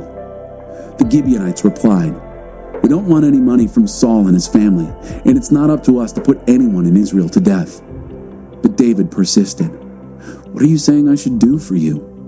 Then they told the king, "The man who tried to get rid of us, who schemed to wipe us off the map of Israel, well, let 7 of his sons be handed over to us to be executed, hanged before God at Gibeah of Saul, the holy mountain." And David agreed, "I'll hand them over to you." The king spared Mephibosheth, son of Jonathan, the son of Saul, because of the promise David and Jonathan had spoken before God. But the king selected Armoni and Mephibosheth, the 2 sons that Rizpah, daughter of Aiah, had borne to Saul, plus the 5 sons that Saul's daughter Merab had borne to Adriel, son of Barzillai the Meholathite. He turned them over to the Gibeonites, who hanged them on the mountain before God. All 7 died together. Harvest was just getting underway, the beginning of the barley harvest, when they were executed. Rizpah, daughter of Aiah, took rough burlap and spread it out for herself on a rock from the beginning of the harvest until the heavy rain started. She kept the birds away from the bodies by day and the wild animals by night. David was told what she had done, this Rizpah, daughter of Aiah and concubine of Saul. He then went and got the remains of Saul and Jonathan, his son, from the leaders at Jabesh Gilead, who had rescued them from the town square at Beth-shan, where the Philistines had hung them after striking them down at Gilboa. He gathered up their remains and brought them together with the dead bodies of the 7 who had just been hanged. The bodies were taken back to the land of Benjamin and given a decent burial in the tomb of Kish, Saul's father. They did everything the king ordered to be done. That cleared things up. From then on, God responded to Israel's prayers for the land. War broke out again between the Philistines and Israel. David and his men went down to fight. David became exhausted. Ishbi-Benob, a warrior descended from Rapha, with a spear weighing nearly 8 pounds and outfitted in brand new armor, announced that he'd killed David. But Abishai, son of Zeruiah, came to the rescue, struck the Philistine, and killed him. Then David's men swore to him, "No more fighting on the front lines for you. Don't snuff out the lamp of Israel." Later, there was another skirmish with the Philistines at Gob. That time, Sibbecai, the Hushathite, killed Saph, another of the warriors descended from Rapha. At yet another battle with the Philistines at Gob, Elhanan, son of Jair, the weaver of Bethlehem, killed Goliath the Gittite, whose spear was as big as a flagpole. Still another fight broke out in Gath. There was a giant there with 6 fingers on his hands and 6 toes on his feet, 24 fingers and toes.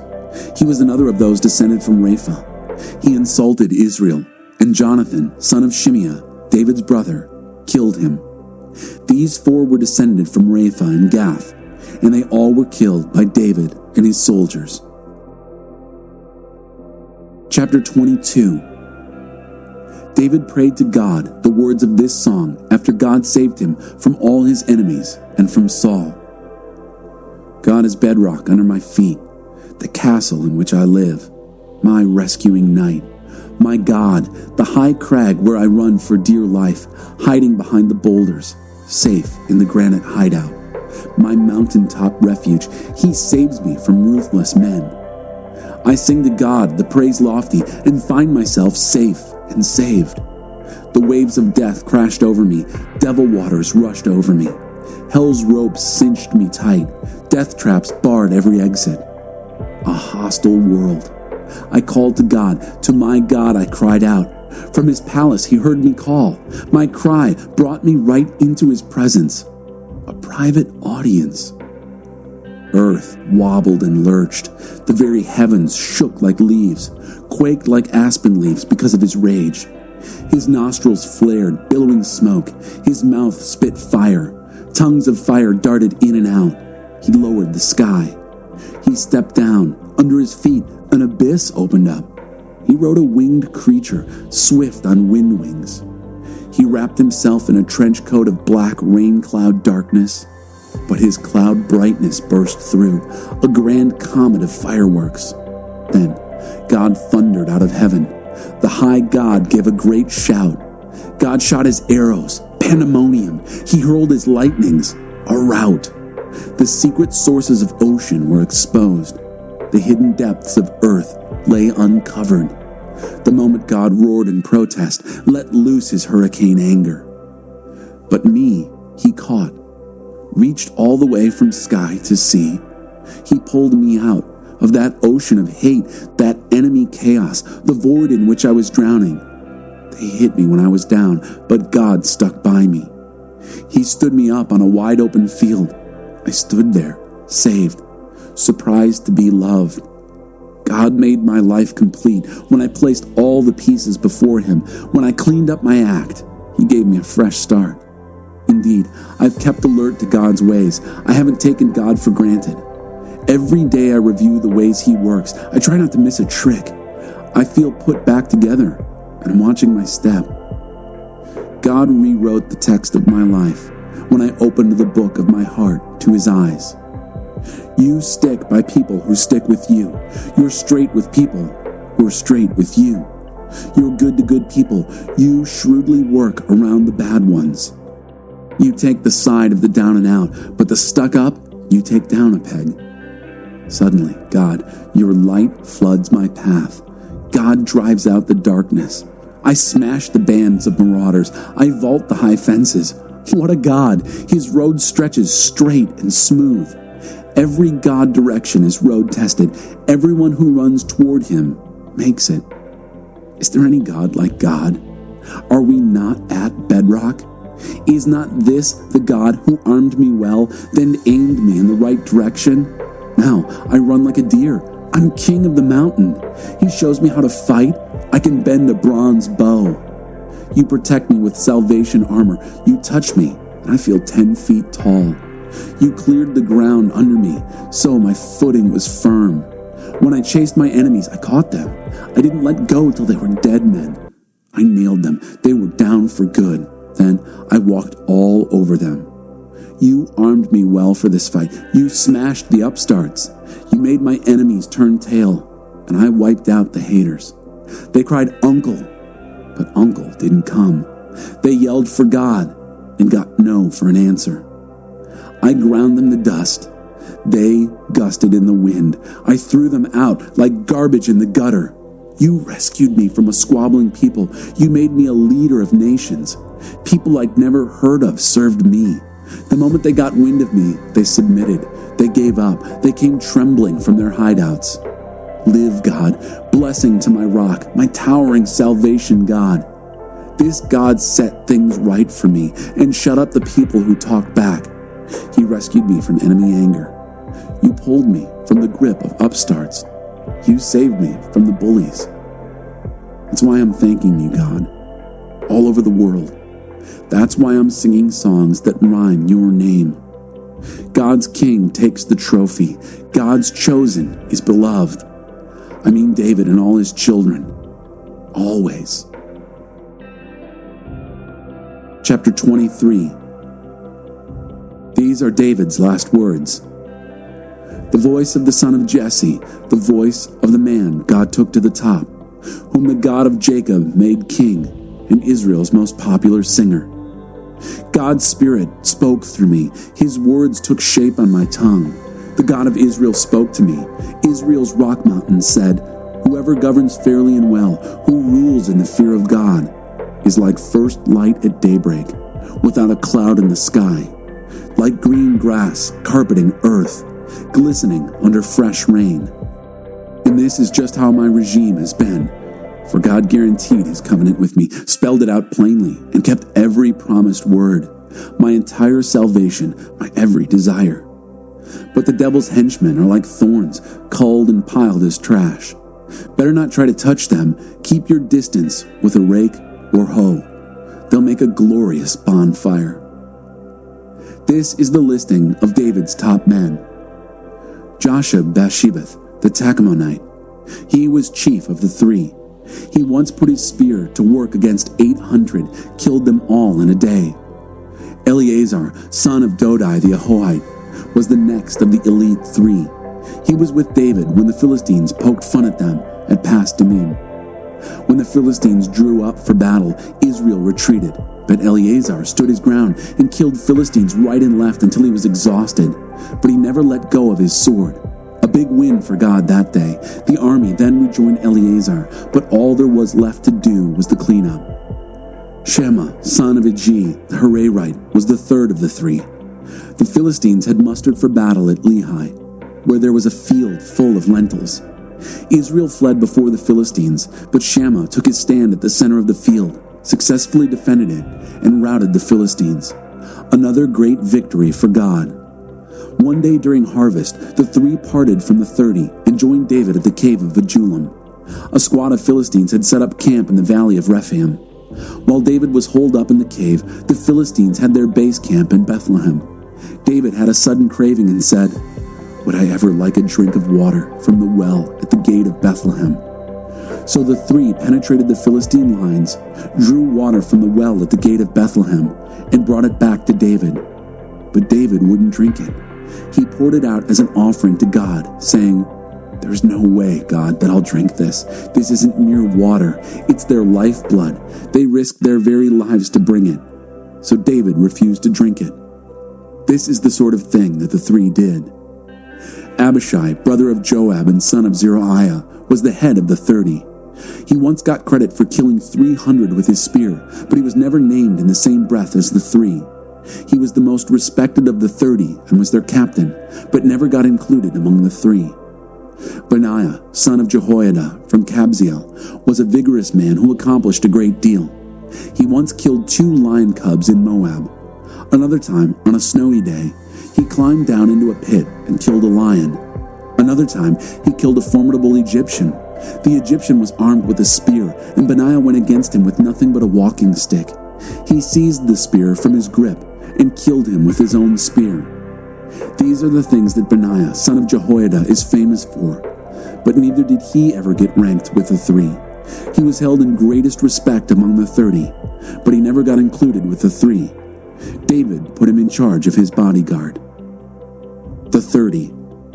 The 30 consisted of Asahel, brother of Joab; Elhanan, son of Doda of Bethlehem; Shema, the Harodite; Elika, the Harodite; Helaz, the Paltite; Ira, son of Ikesh, the Tekoite; Abiezer, the Anathothite; Sibbecai, the Hushathite; Zalmon, the Ahohite; Maharai, the Netophathite; Heled, son of Baanah, the Netophathite; Ithai, son of Ribai, from Gibeah of the Benjaminites; Benaiah, the Pirathonite; Hiddai, from the Badlands of Gaash; Abi-Alban, the Arbathite; Asmaveth, the Barhumite; Eliabah, the Shaalbanite; Jashan, the Gizonite; Jonathan, son of Shammah, the Hararite; Ahiam, son of Sherar, the Urite;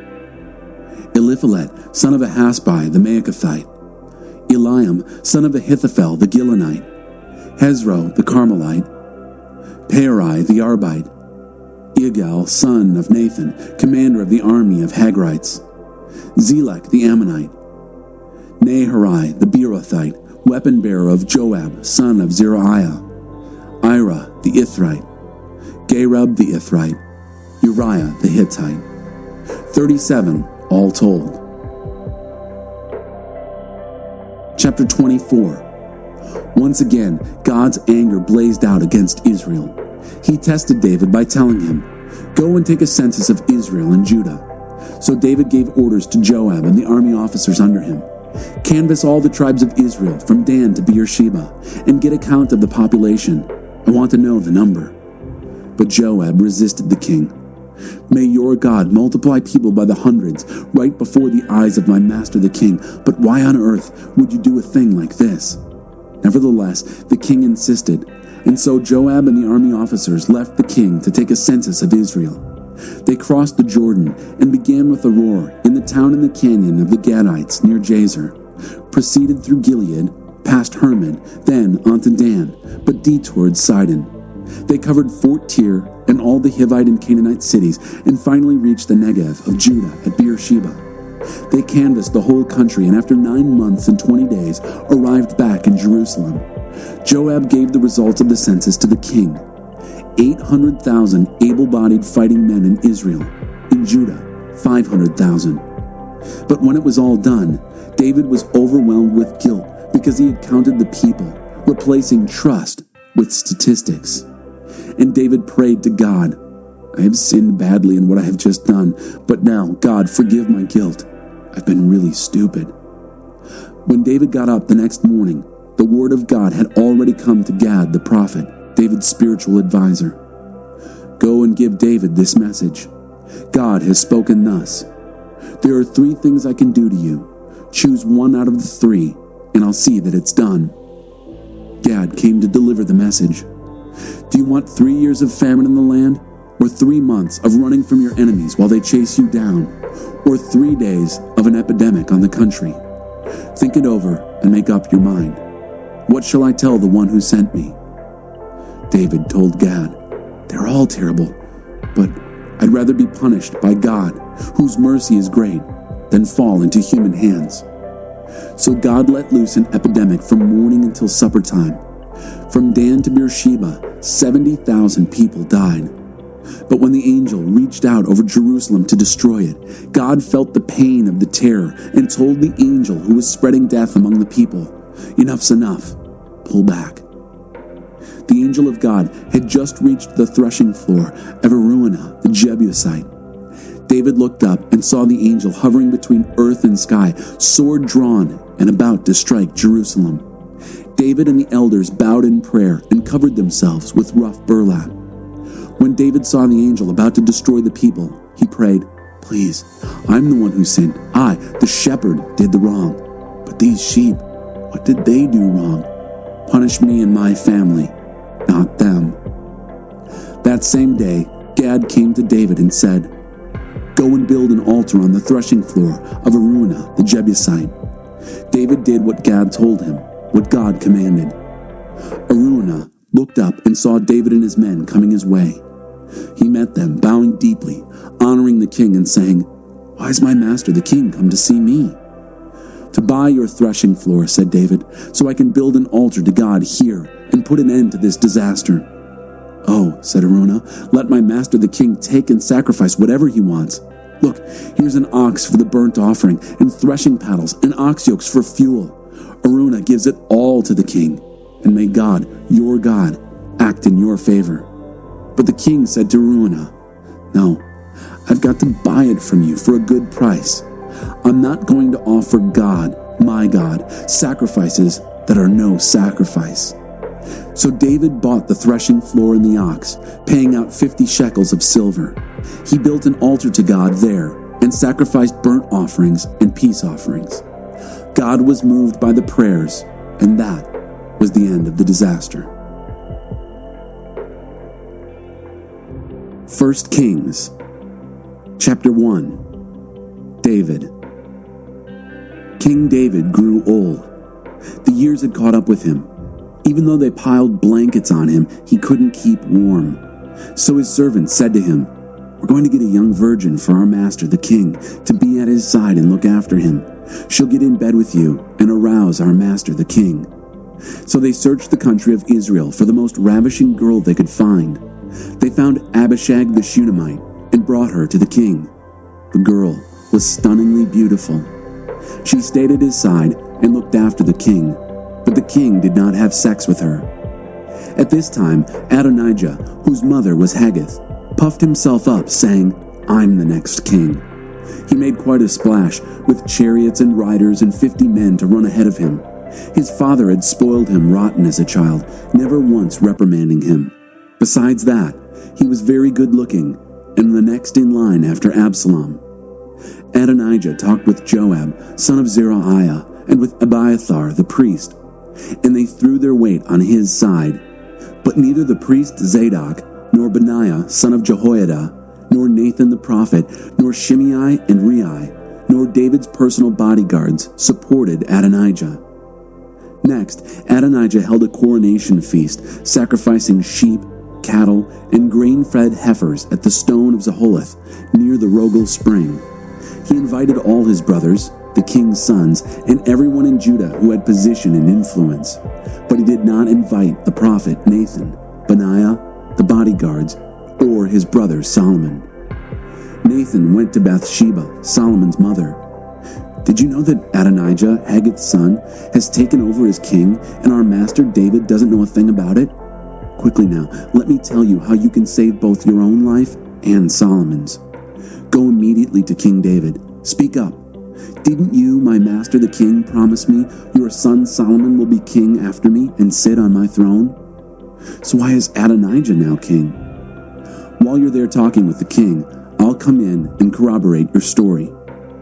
Bathsheba went at once to the king in his palace bedroom. He was so old. Abishag was at his side, making him comfortable. As Bathsheba bowed low, honoring the king, he said, "What do you want?" "My master," she said, "you promised me in God's name, your son Solomon will be king after me and sit on my throne. And now look what's happened. Adonijah has taken over as king, and my master, the king, doesn't even know it. He has thrown a huge coronation feast, cattle and grain-fed heifers and sheep, inviting all the king's sons, the priest Abiathar and Joab, head of the army. But your servant Solomon was not invited. My master, the king, every eye in Israel is watching you to see what you'll do, to see who will sit on the throne of my master, the king, after him. If you fail to act, the moment you're buried, my son Solomon and I are as good as dead." Abruptly, while she was telling the king all this, Nathan the prophet came in and was announced. "Nathan the prophet is here." He came before the king, honoring him by bowing deeply, his face touching the ground. "My master, the king," Nathan began, "did you say Adonijah shall be king after me and sit on my throne? Because that's what's happening. He's thrown a huge coronation feast. Cattle, grain-fed heifers, sheep, inviting all the king's sons, the army officers, and Abiathar the priest. They're having a grand time, eating and drinking and shouting, 'Long live King Adonijah!' But I wasn't invited, nor was the priest Zadok, nor Benaiah, son of Jehoiada, nor your servant Solomon. Is this something that my master the king has done behind our backs, not telling your servants who you intended to be king after you?" King David took action. "Get Bathsheba back in here." She entered and stood before the king. The king solemnly promised, "As God lives, the God who delivered me from every kind of trouble, I'll do exactly what I promised in God's name, the God of Israel. Your son Solomon will be king after me and take my place on the throne, and I'll make sure it happens this very day." Bathsheba bowed low, her face to the ground. Kneeling in reverence before the king, she said, "Oh, may my master King David live forever." King David said, "Call Zadok the priest, Nathan the prophet, and Benaiah, son of Jehoiada." They came to the king. Then he ordered, "Gather my servants, then mount my son Solomon on my royal mule and lead him in procession down to Gihon. When you get there, Zadok the priest and Nathan the prophet will anoint him king over Israel. Then blow the ram's horn trumpet and shout, 'Long live King Solomon!' You will then accompany him as he enters and takes his place on my throne, succeeding me as king. I have named him ruler over Israel and Judah."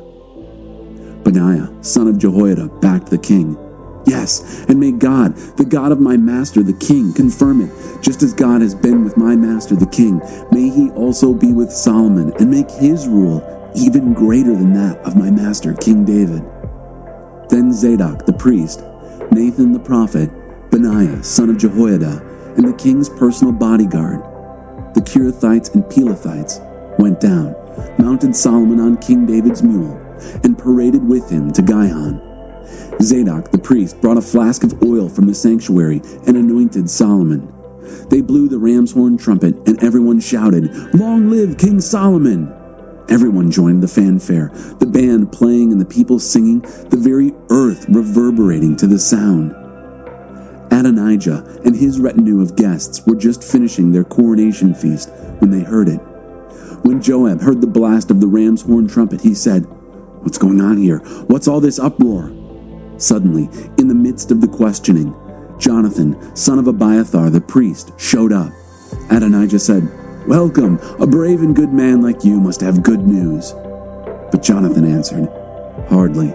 Our master, King David, has just made Solomon king, and the king has surrounded him with Zadok the priest, Nathan the prophet, Benaiah, son of Jehoiada, with the Kerethites and Pelethites, and they've mounted Solomon on the royal mule. Zadok the priest and Nathan the prophet have anointed him king at Gihon, and the parade is headed up this way, singing.